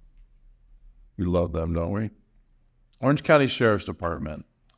The OCSD has been and always will be an integral part of the state of our city and deserving of our ongoing recognition. I'm going to ask this question again. How many of you in this room, hands up, have ever had the need for the services of the OCSD non-ticketing, or know someone that has never needed Orange County Sheriff's Department? Raise your hand, please. Have you needed them ever? We all need them every day, so everybody's hand should be raised up. The Orange County Sheriff's Department serves as the bedrock of safety and security in our community. Day in and day out, its deputies uphold the law, protect our citizens, and ensure that our neighborhoods and businesses remain peaceful and thriving. They do so with the unwavering commitment, often in challenging and high-pressure situations, all in the name of safeguarding our city. Let me share some significant statistics about our Sheriff's Department in Rancho. Our station has 19 deputies that take reports, so when I give you these numbers, keep that in mind. In 2021, these deputies received 13,000 calls for service. In 2022, they received 14,000 calls for service. To date, in 2023, our deputies have received 11,000 calls for service, and the year is not over. This all occurs again with a total of 19 deputies that respond to calls. Here comes some of the really amazing statistics. In 2020, our city had the lowest crime rate in the state in regards to violent crime. That's substantial. In 2021 and 2022, our city had the lowest crime rate in regards to property crime. And the last statistic I'm going to share is a biggie. According to published study using established crime data for the year 2022, our city had the lowest overall crime rate for a city our size in the entire state of California. Let's hear it for that.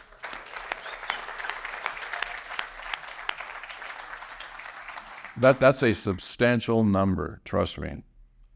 That study said that Rancho Santa Margarita earned the top spot with the statistics and its excellent quality of life and a violent and property crime rate of 1.32 per 1,000, significantly lower than California's average. That's an amazing accomplishment. There are three elements to this kind of result. City government committed to making public safety its #1 priority, and we will do that for as long as we're here. Residents and businesses following the see something, say something approach to calling the Sheriff's Department.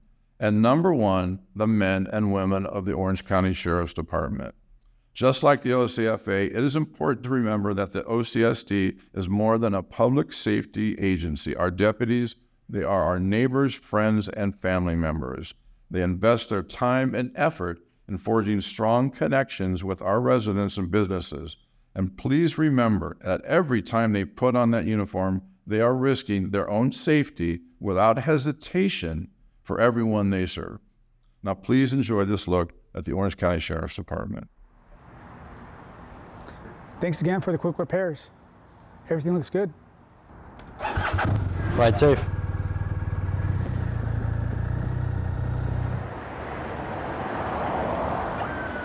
Mike 30, 961, Rancho Viejo, Junipero Sierra. 18-6 Mike 30, copy 961 Rancho Viejo and Junipero Sierra Road. Mike 30, California 7, Sierra Yankee Uniform, 868. Copy your plate of 1 Foxtrot Echo Lima 211. Comes back to the no making current out of your city. Mike 30, go ahead. 18-6 Mike 30, be advised that vehicle was just reported being a suspect vehicle on 211 on Yellow Street. Mike 30, vehicle is fleeing. I'm in pursuit.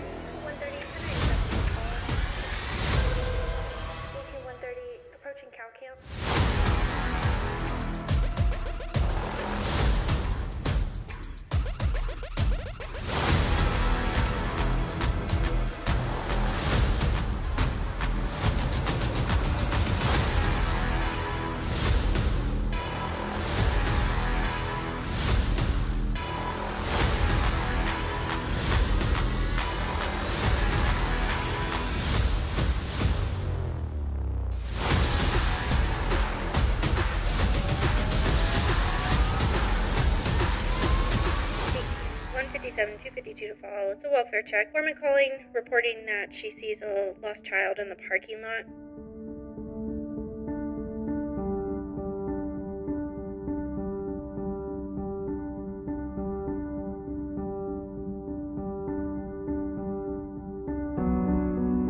Informant Jennifer is reporting that her boyfriend Sam grabbed a knife, threatened to stab her. Subject possibly 1032 Foxtrot for unknown charges.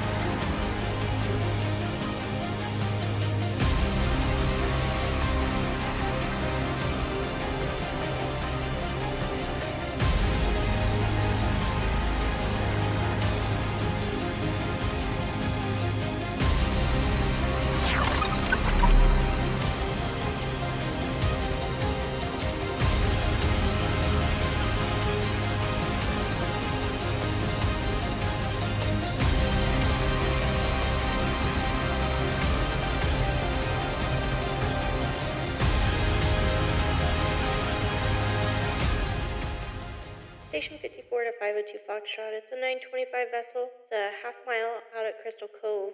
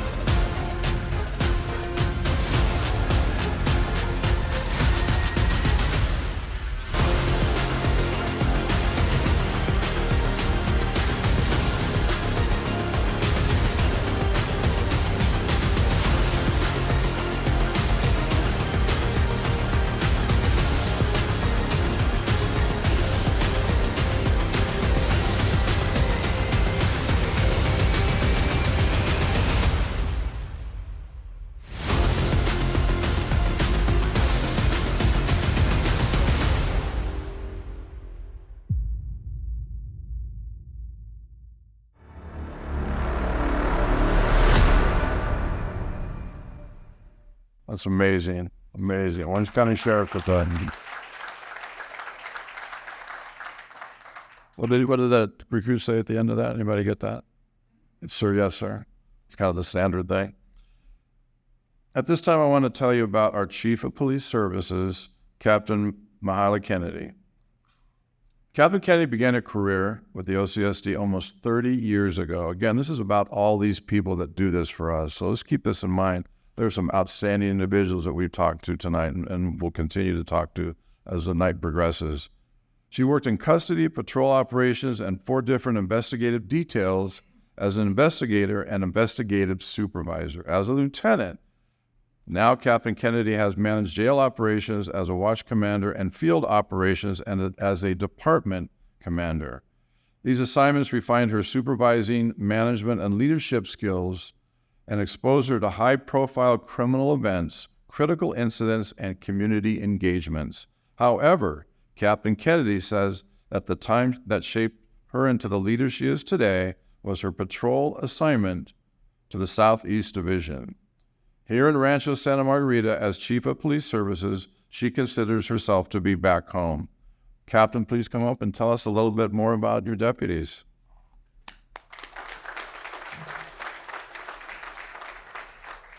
Good evening, and thank you for that introduction, Mr. Mayor. First off, on behalf of our Sheriff Don Barnes and our RSM Police Services team, thank you for giving us the honor and the privilege to be your service provider. Just as the mayor mentioned, our city ranking and our crime rates are not law enforcement achievements. In fact, the credit belongs to the community and our public officials and our city management who provide us with the support that we need to do our jobs. These results reflect the seamless collaboration between all entities that I've just mentioned, while making public safety a priority. If you're asking yourselves what exactly goes into maintaining these crime rates, please allow me to explain. The foundation of our strategic plan is the cornerstone of law enforcement. The key to preventing crime is public support. And the goal is preventing crime, not catching criminals. If the police stop the crime before it actually happens, we don't have to punish citizens or suppress their rights. An effective police department doesn't have high arrest stats. The community has low crime rates. RSM Police Services team is very fortunate to come to work and find thank you notes from our community members on our vehicles. Equally important is having an efficient and effective police services team to address issues before issues become issues, and to tailor our response based on the community's needs. I'm truly humbled by our police services team and their commitment to the community, their professionalism and dedication to service.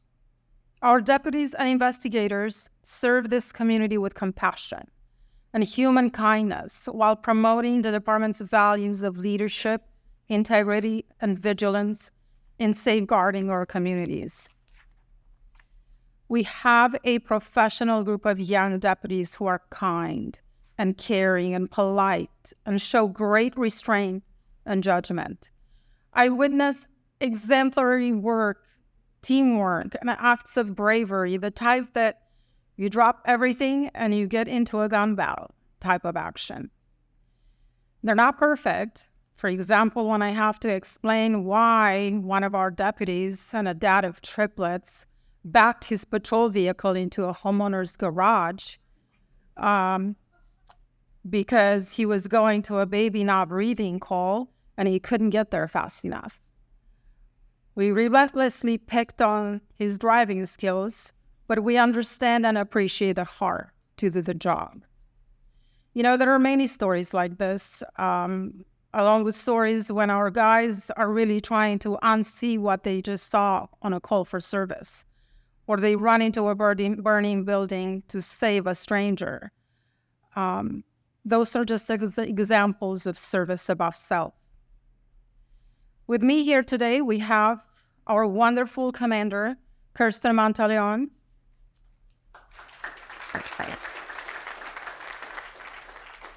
Thank you, ma'am, for your leadership and for all you do for our team.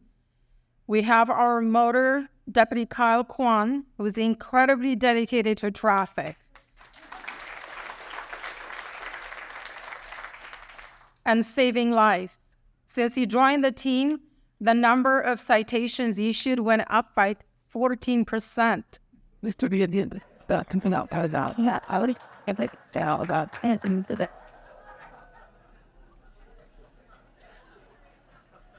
However, the number of injury traffic collisions went down by 38%.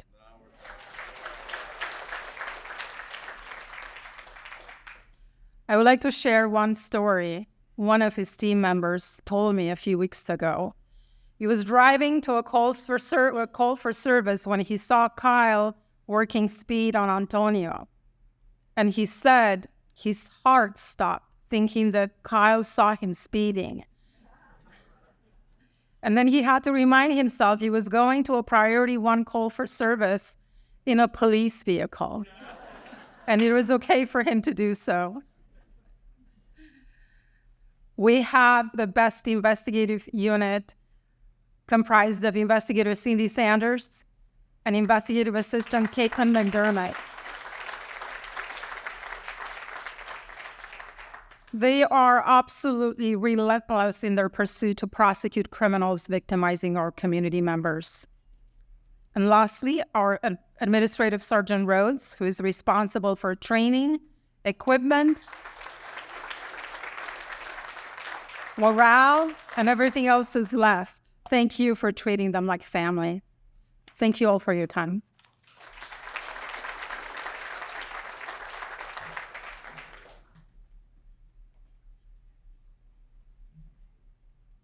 How many of you have gotten a tick? No, I'm kidding. Saving lives. Let's hear it one more time for our first responders, all of them, please.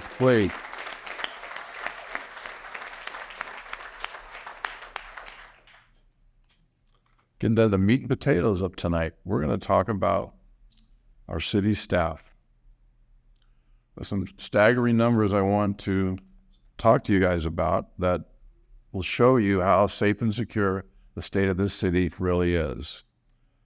Under the guidance of Finance Director Stephanie Turner, in 2023, for the 22nd consecutive year, the city was awarded the coveted Certificate of Achievement for Excellence in Financial Reporting, the highest recognition in government accounting, and it recognizes the highest standards of full disclosure and communication to the public.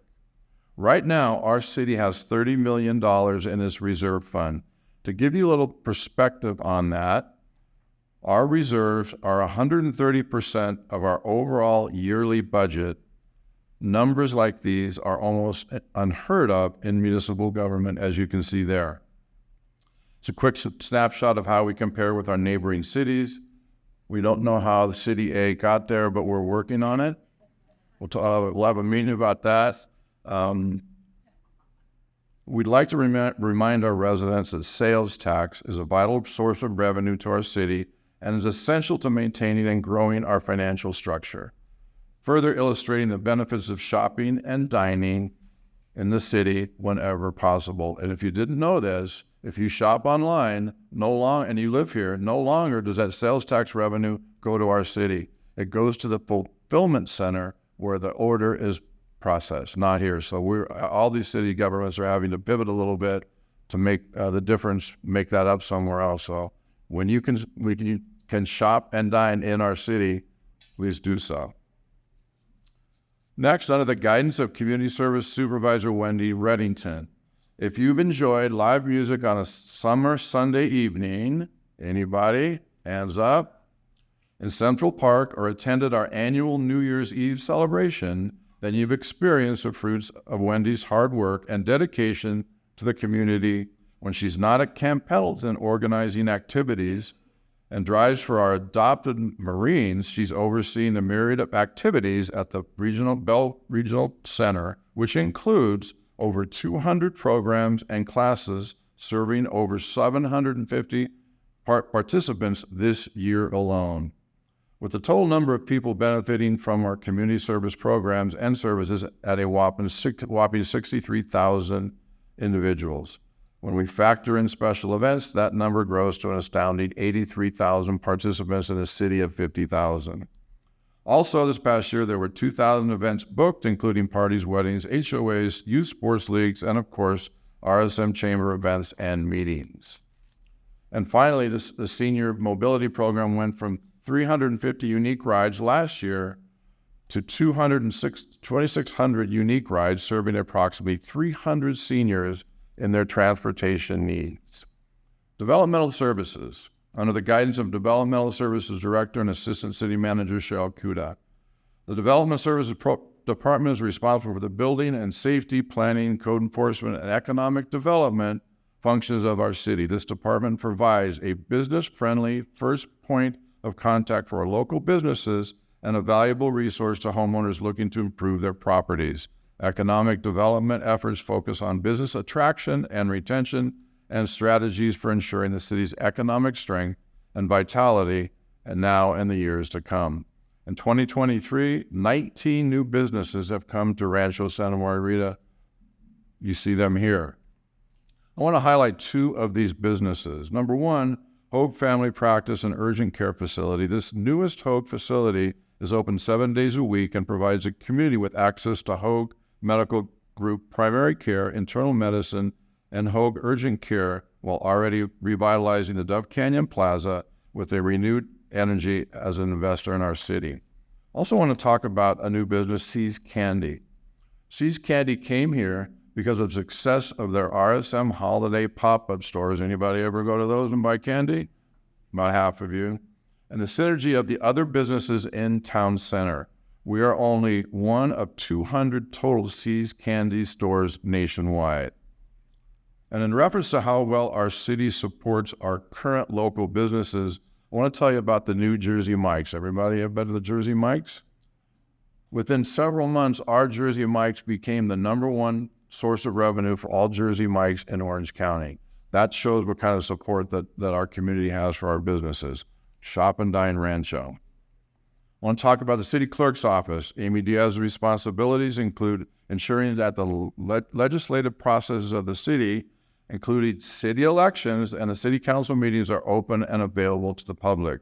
She and her staff of one manage the preparation and distribution of all city council meeting agendas, record and maintain city council meeting minutes, attest, publish, post, and index all resolutions and ordinances, maintain and publish the Rancho Santa Margarita Municipal Code, and issue public notices and public hearing notices. Over the past year, the city clerk's office processed 225 community management requests and over 700 resident inquiries. Our residents want to know. Public Works. Under the direction of Interim Director Jim Ross, Public Works staff is responsible for the engineering, design, and construction of various capital improvement projects, as well as maintaining municipal facilities, including public streets, buildings, traffic signals, and storm drains. Accomplishments this past year include what you're seeing here. I won't read those off. Been a busy year. And as you can see, we have extensive list of projects in process. Our city attorney's office. City Attorney Greg Simonian, who's in the back, does a great job of keeping us informed regarding any potential legal issues and out of lawsuits. He keeps us out of the headlines. You don't see our name in the headlines very often. Thank you, Greg. Our city manager's office. City manager Jennifer Cervantes has been at the helm of this ship for 12 years now and keeps this ship moving forward on a daily basis. Her knowledge base is beyond compare, while her demeanor and personality fit perfectly in the increasingly difficult world of city government. When you open the Orange County Register, all you really see is city managers leaving. This is an increasingly difficult business to work in, and we're very honored and lucky to have Jennifer on our team. She's one of the most tenured city managers in all about Orange County, and we're going to do as much as we can to keep her here.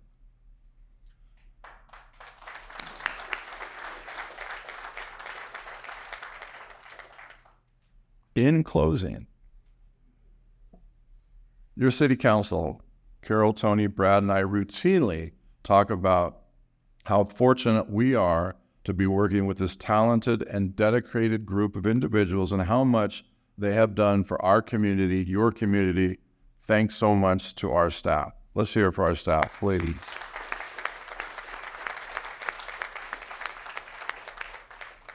I'd like to recognize and thank Jim Thor and Gary Thompson. Where are you guys? Jim and Gary. Raise your hand. For their contribution as founding members of the RSM City Council and original Planning Commission. They did both at the same time. I don't know how you guys did it, but you did it. Their hard work and dedication to the residents and businesses of RSM is immeasurable. I'd like to also recognize and thank our current Planning Commission. I think they were introduced tonight. Thank you so much for what you guys and ladies do. Special thanks to my city council partners, Carol, Tony, Ann, and Brad. It is my honor to work with all of you for the purpose of serving the residents and business of Rancho Santa Margarita. It's my honor. Thank you all.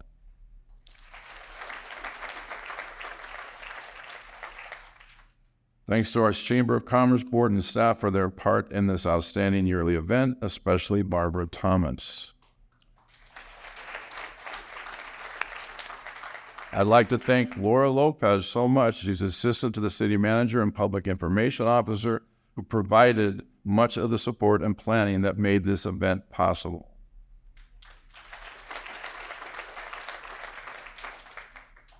I have a decision to make here. I need to thank my wife or Tony Moiso. So I'm going to go ahead and thank my wife and then Tony. What order should I do that? Okay, I'll start with the Tony. Tony, we cannot thank you enough for what you've done for us. We tried to show you what you've done, how we've gotten there, and what this looks like right now. There aren't words to express what you've done for this community and people that aren't here that couldn't make it tonight. The people that are here, we cannot thank you enough. One more round of applause for Mr. Maysdale.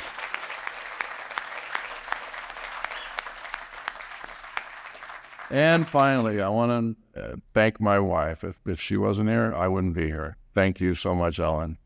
Thank you. It is now my pleasure to invite Chamber President Josh Bashan back to close the event. Josh. All right, 20 more minutes. Just kidding. I'm just going to close this up. Remember, this is a Chamber of Commerce event. We do this for the businesses in Rancho Santa Margarita. So everyone, before you leave tonight, we did this by design. Rancho Santa Margarita Ford closes at 10 p.m. Go over there and buy a car. Santa Margarita Toyota closes at 10. Go buy a car. Do not leave this city, ladies and gentlemen, without spending some money. And by the way, like Jerry said, Amazon sucks. Stop with the Amazon. Get off your rears and go spend your money in the stores. Personal commerce is important. God bless you all. God bless you, Tony. Thank you very much. God bless you, Jerry. And God bless Rancho Santa Margarita. Good evening.